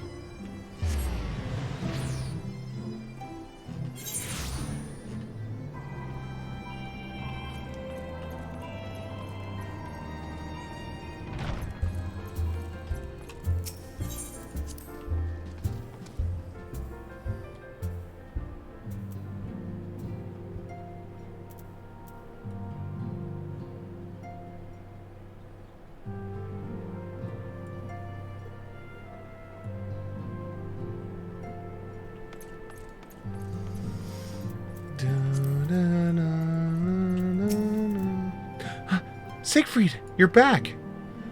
How did everything go in the first? Wait, don't tell me. Krill will be here shortly, and she'll want to hear too. So, just tending to other things. Their bodies. I mean, gods. I don't think I'll ever get used to saying that. Anyway, you could tell us everything in the moment she gets here. Upon speaking with Tartaro, several cutscenes will play in sequence, because this is the end of a patch. It is recommended that you set aside sufficient time to view these scenes in their entirety. Yep. Let's go.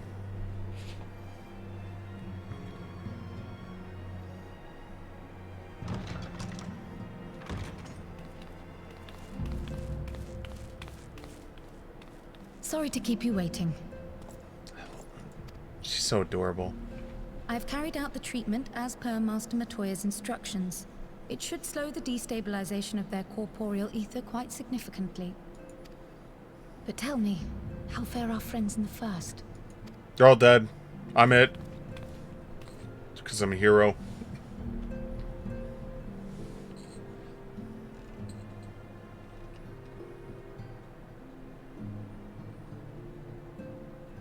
So this Becklug's the first to lead an authority on soulcraft, are they?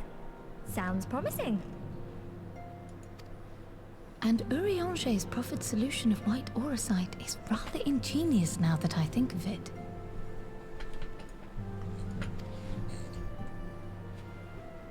Well, while they press on with their preparations, you may rest assured we will continue to do our part here.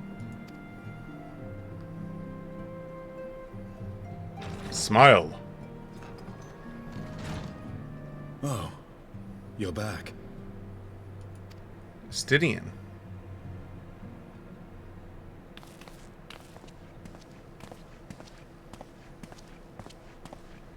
I thought you were out in the Empire. And none the worse for wear, I see.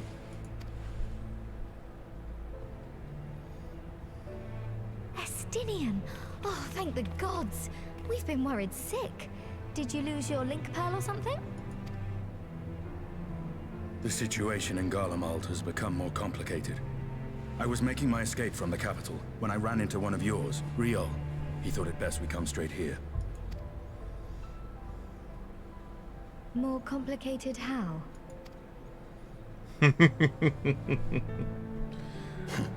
Where to begin?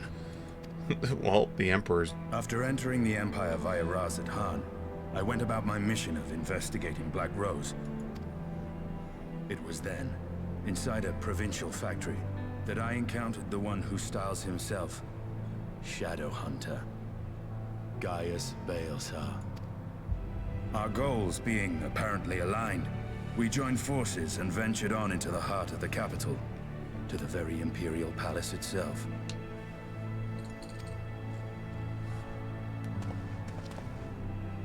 There, we found a man whom all assumed dead.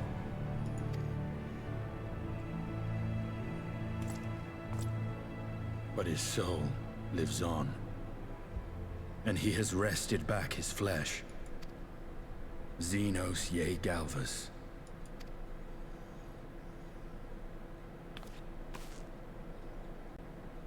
Nor did the surprises end there. For no sooner had we arrived than he murdered his sire in cold blood. The Emperor is dead. This sent Gaius into a rage, and he charged in, blade drawn. The Echo! What's wrong? Krill's gonna experience it also right now.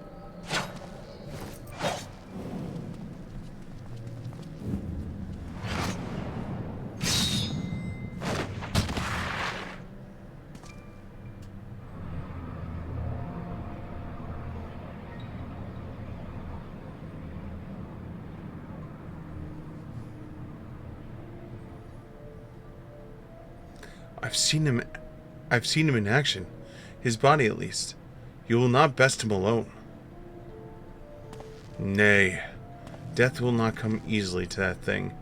If you join me, then all means. For what good it will do.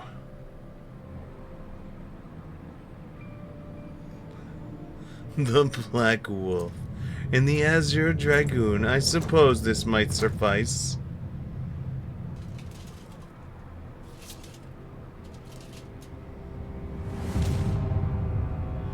Come then.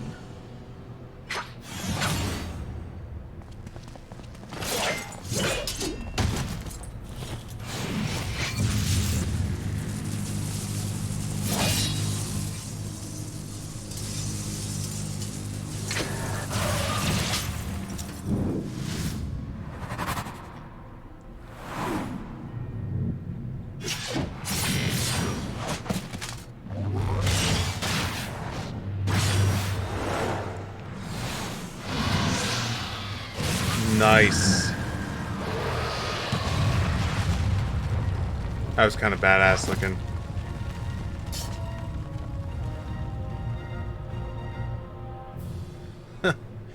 And the simple pleasure of one's own flesh.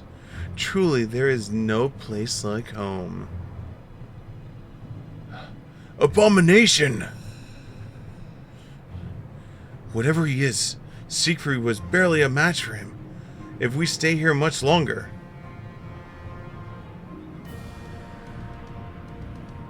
Emperor Varus, your Radiance, are you alright? We may wear out our welcome.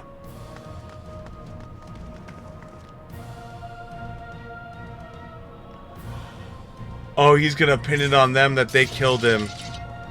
Must even the most middling of sports be spoiled?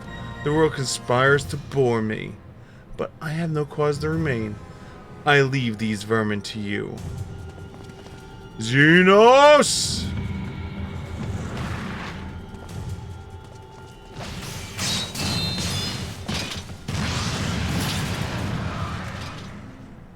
Well, any bright ideas?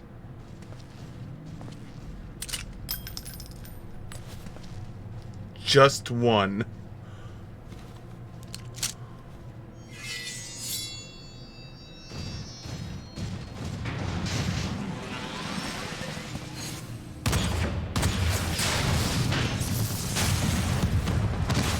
Oh, that was badass.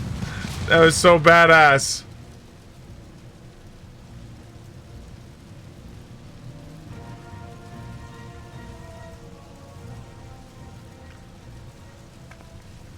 Your Radiance. Intruders have been taken flight. I repeat, intruders have taken flight. Deploy all available magic armor. We cannot let them escape.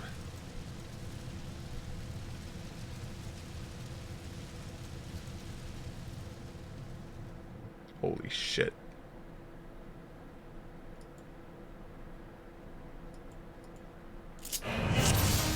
Oh shit! Oh shit! We're playing as Estinian. Alright, what do we got? Torment combo.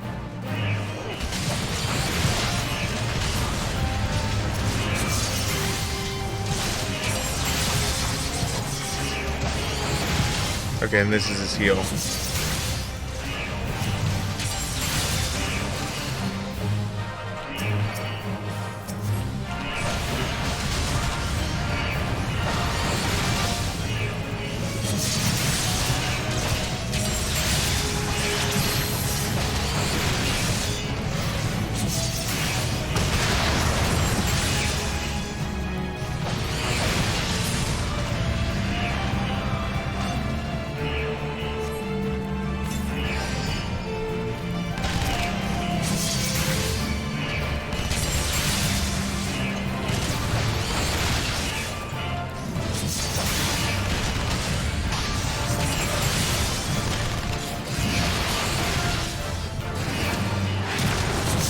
Holy shit. You gotta keep moving, keep moving.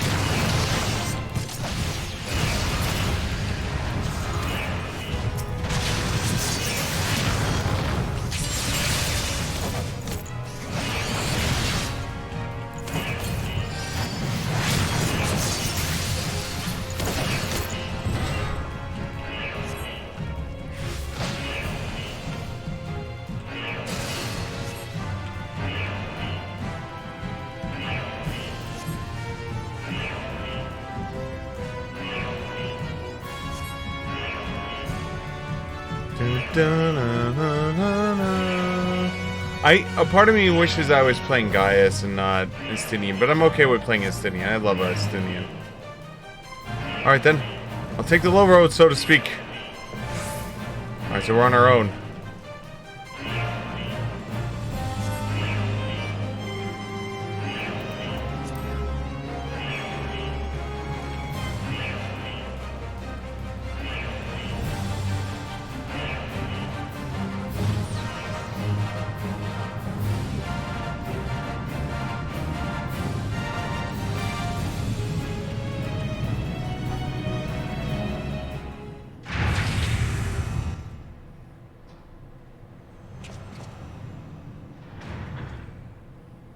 Well, well, somebody's been busy.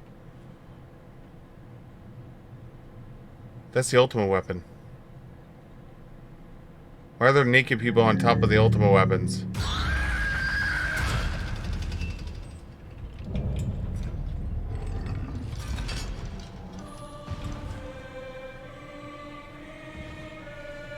And you would bar my way, would you?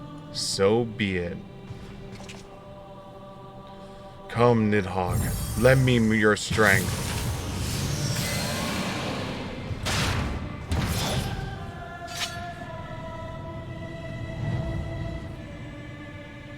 What the hell?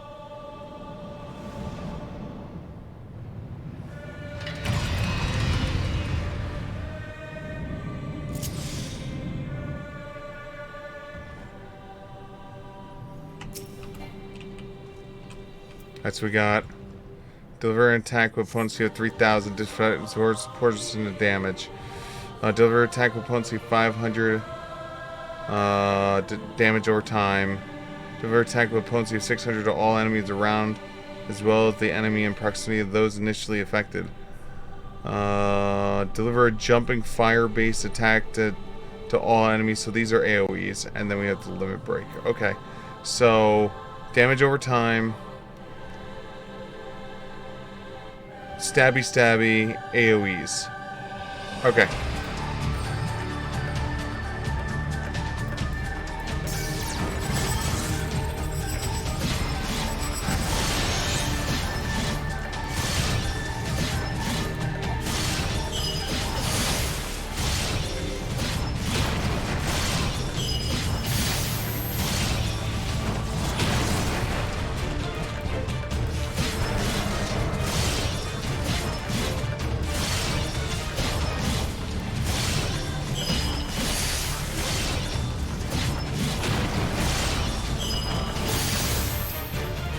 Come on, buddy.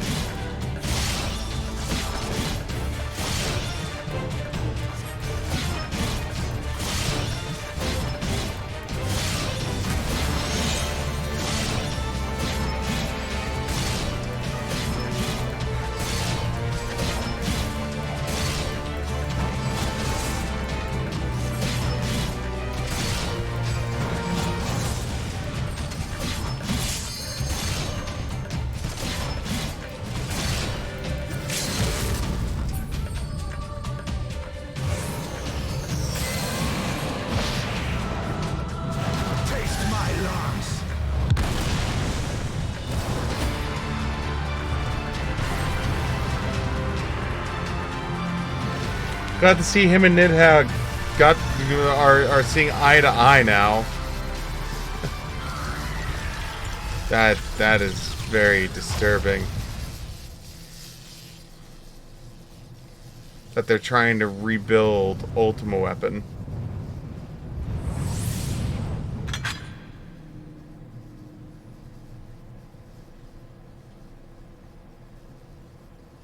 Garlean and their machine. No, where are you, Gaius?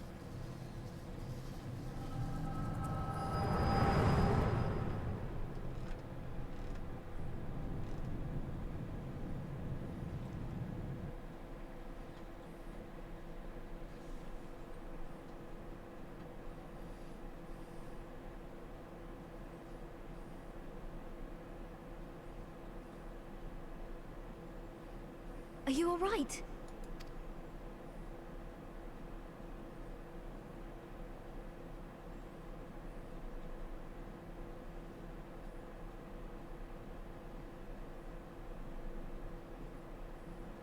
Peer into my past, did you?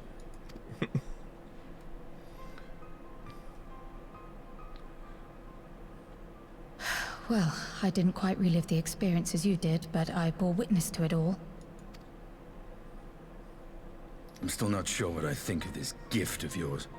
But no matter. Our confrontation was cut short. He never when was the a fan of the Imperial Guard Echo. arrived. It was then that Xenos took his leave. Here's up, C. Colon. Boredom.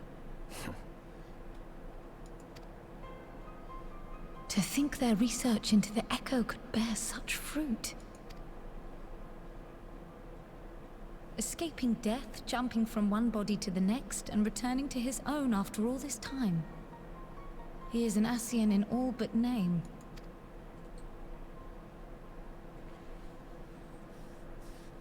It beggars belief, aye. But no more than a hero traversing the rift between worlds.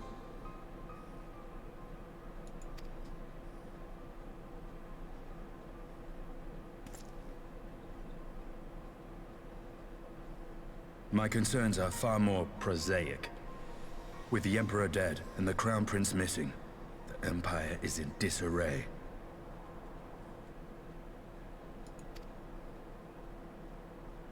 Until order is restored, assuming it even possible, we needn't fear an Imperial reprisal.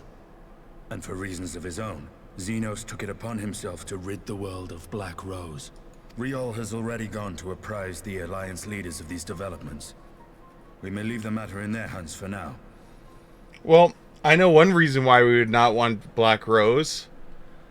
If he's planning on doing what the Ascians were going to do, which is sacrifice everyone for Zodiark, Black Rose wouldn't allow him to do that. Because everyone would just be dead. Now, I'm not saying he wants to summon Zodiark, but what if he wants to summon something else? It could be Zodiark, it could be something else. Who the hell knows? Or maybe he just really doesn't like how... Because he was always the guy that wanted to fight and battle and beat people. And Black Rose, maybe that just takes that fun away from him. Oh, we'll find out. Then perhaps we have seen the last of the fighting at Gimlet. Though, if it comes to civil war... He just wants to summon his boyfriend, the Warrior of Light. Well, yes. Yes! But now I'm the Warrior of Darkness, which means we shut off the lights first. I'd nearly forgotten to ask. What became of Gaius? Did he not escape with you? See, the Warrior of Light has sex with his socks on and the lights on. The Warrior of Darkness shuts off the lights and takes his socks off. I see we lost 10,000 frames at some point. I apologize for that, guys. Hopefully it didn't hurt too much. That he did. But we parted ways shortly after leaving Garlemald. He claimed another threat had arisen which demanded his attention. He didn't elaborate, but the absence of some device or other in the capital gave him reason to believe they're planning something. lest you worry. I believe he has well and truly shed the Black Wolf's pelt. Conquest is no longer his objective. We may safely leave him to his own devices. Well, it's nice to have one less foe to worry about, even if we do have a mysterious new threat to look out for instead. Speaking of which, I'll see that Riel and Al Shinobi are made aware. Though we still know next to nothing, it can't hurt to be vigilant.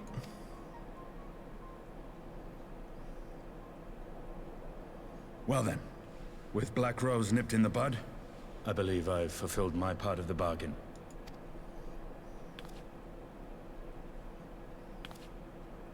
That's true, but with the Archon still slumbering away, we were hoping you might agree to stay with us for a little bit longer.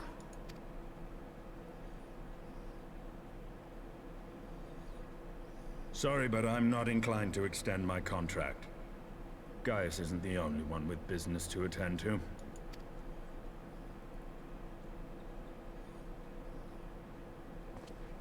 Thank you for your help then, Estinian. I see why Alphino admires you so.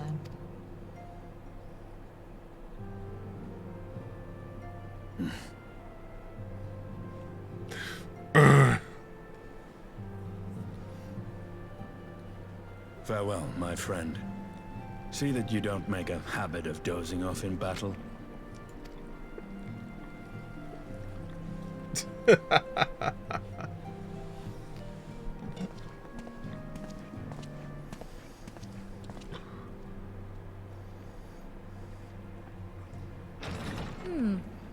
I suppose we should all be getting on then. As ever, we will see to the Archon's needs. In the meantime, why not get some rest? You've more than earned it. Go on. And we will see you in patch 5.2.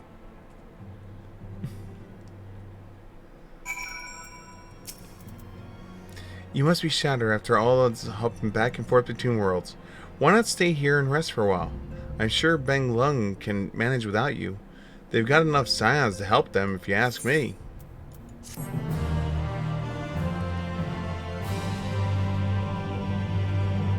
Alright, cutscenes. Here we go. Meanwhile, in Garlemald.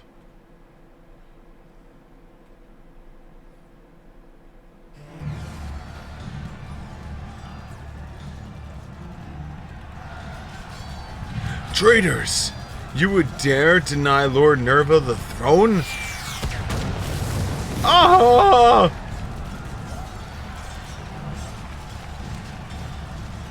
So, literally just a civil war going on.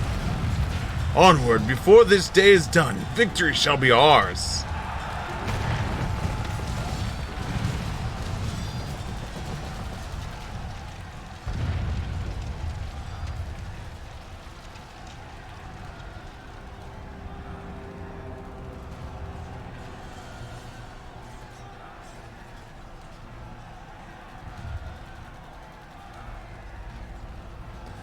Boring, boring, boring.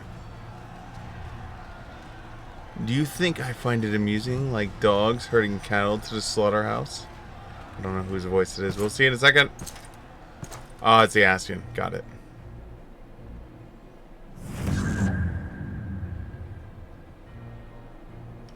That hue. Your soul is... Who are you?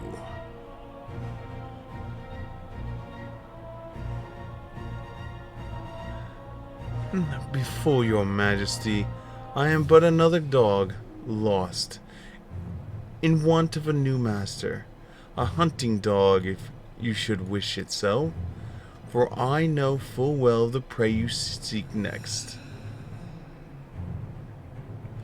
Zodiac.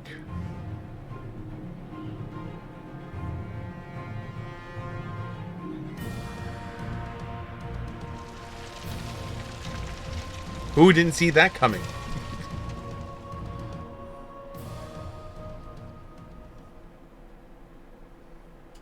Meanwhile, in Elmore in the first.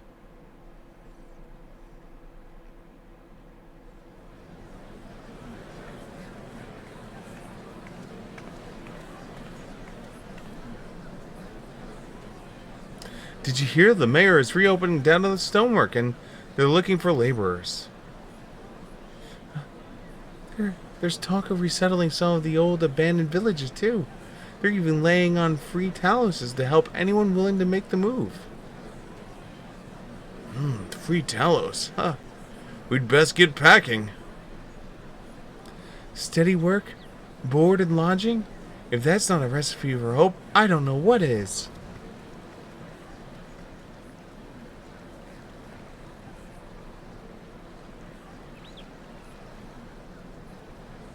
Hope.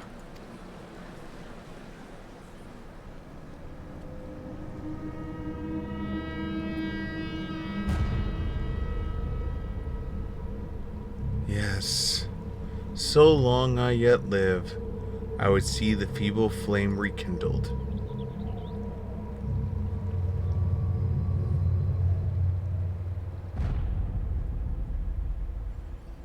It is my destiny to see our dream fulfilled.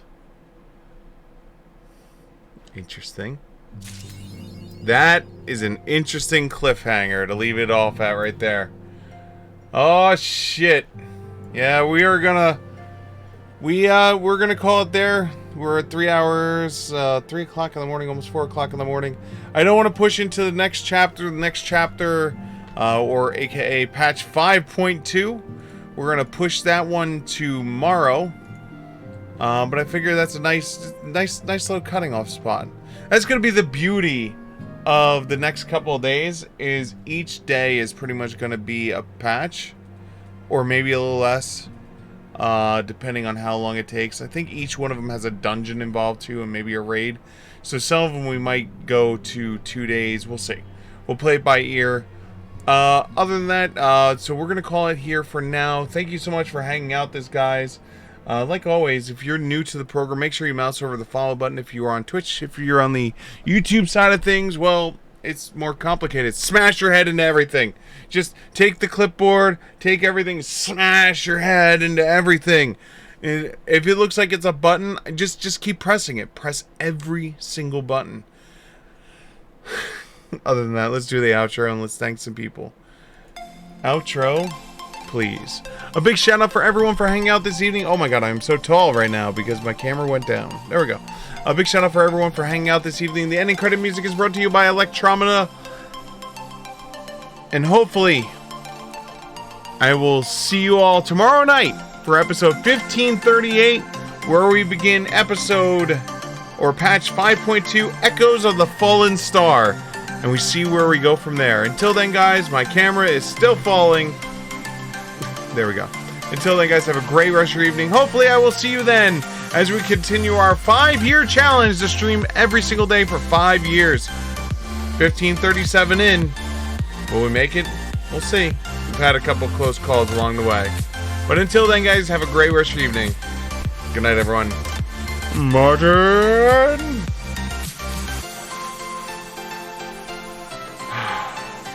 Button.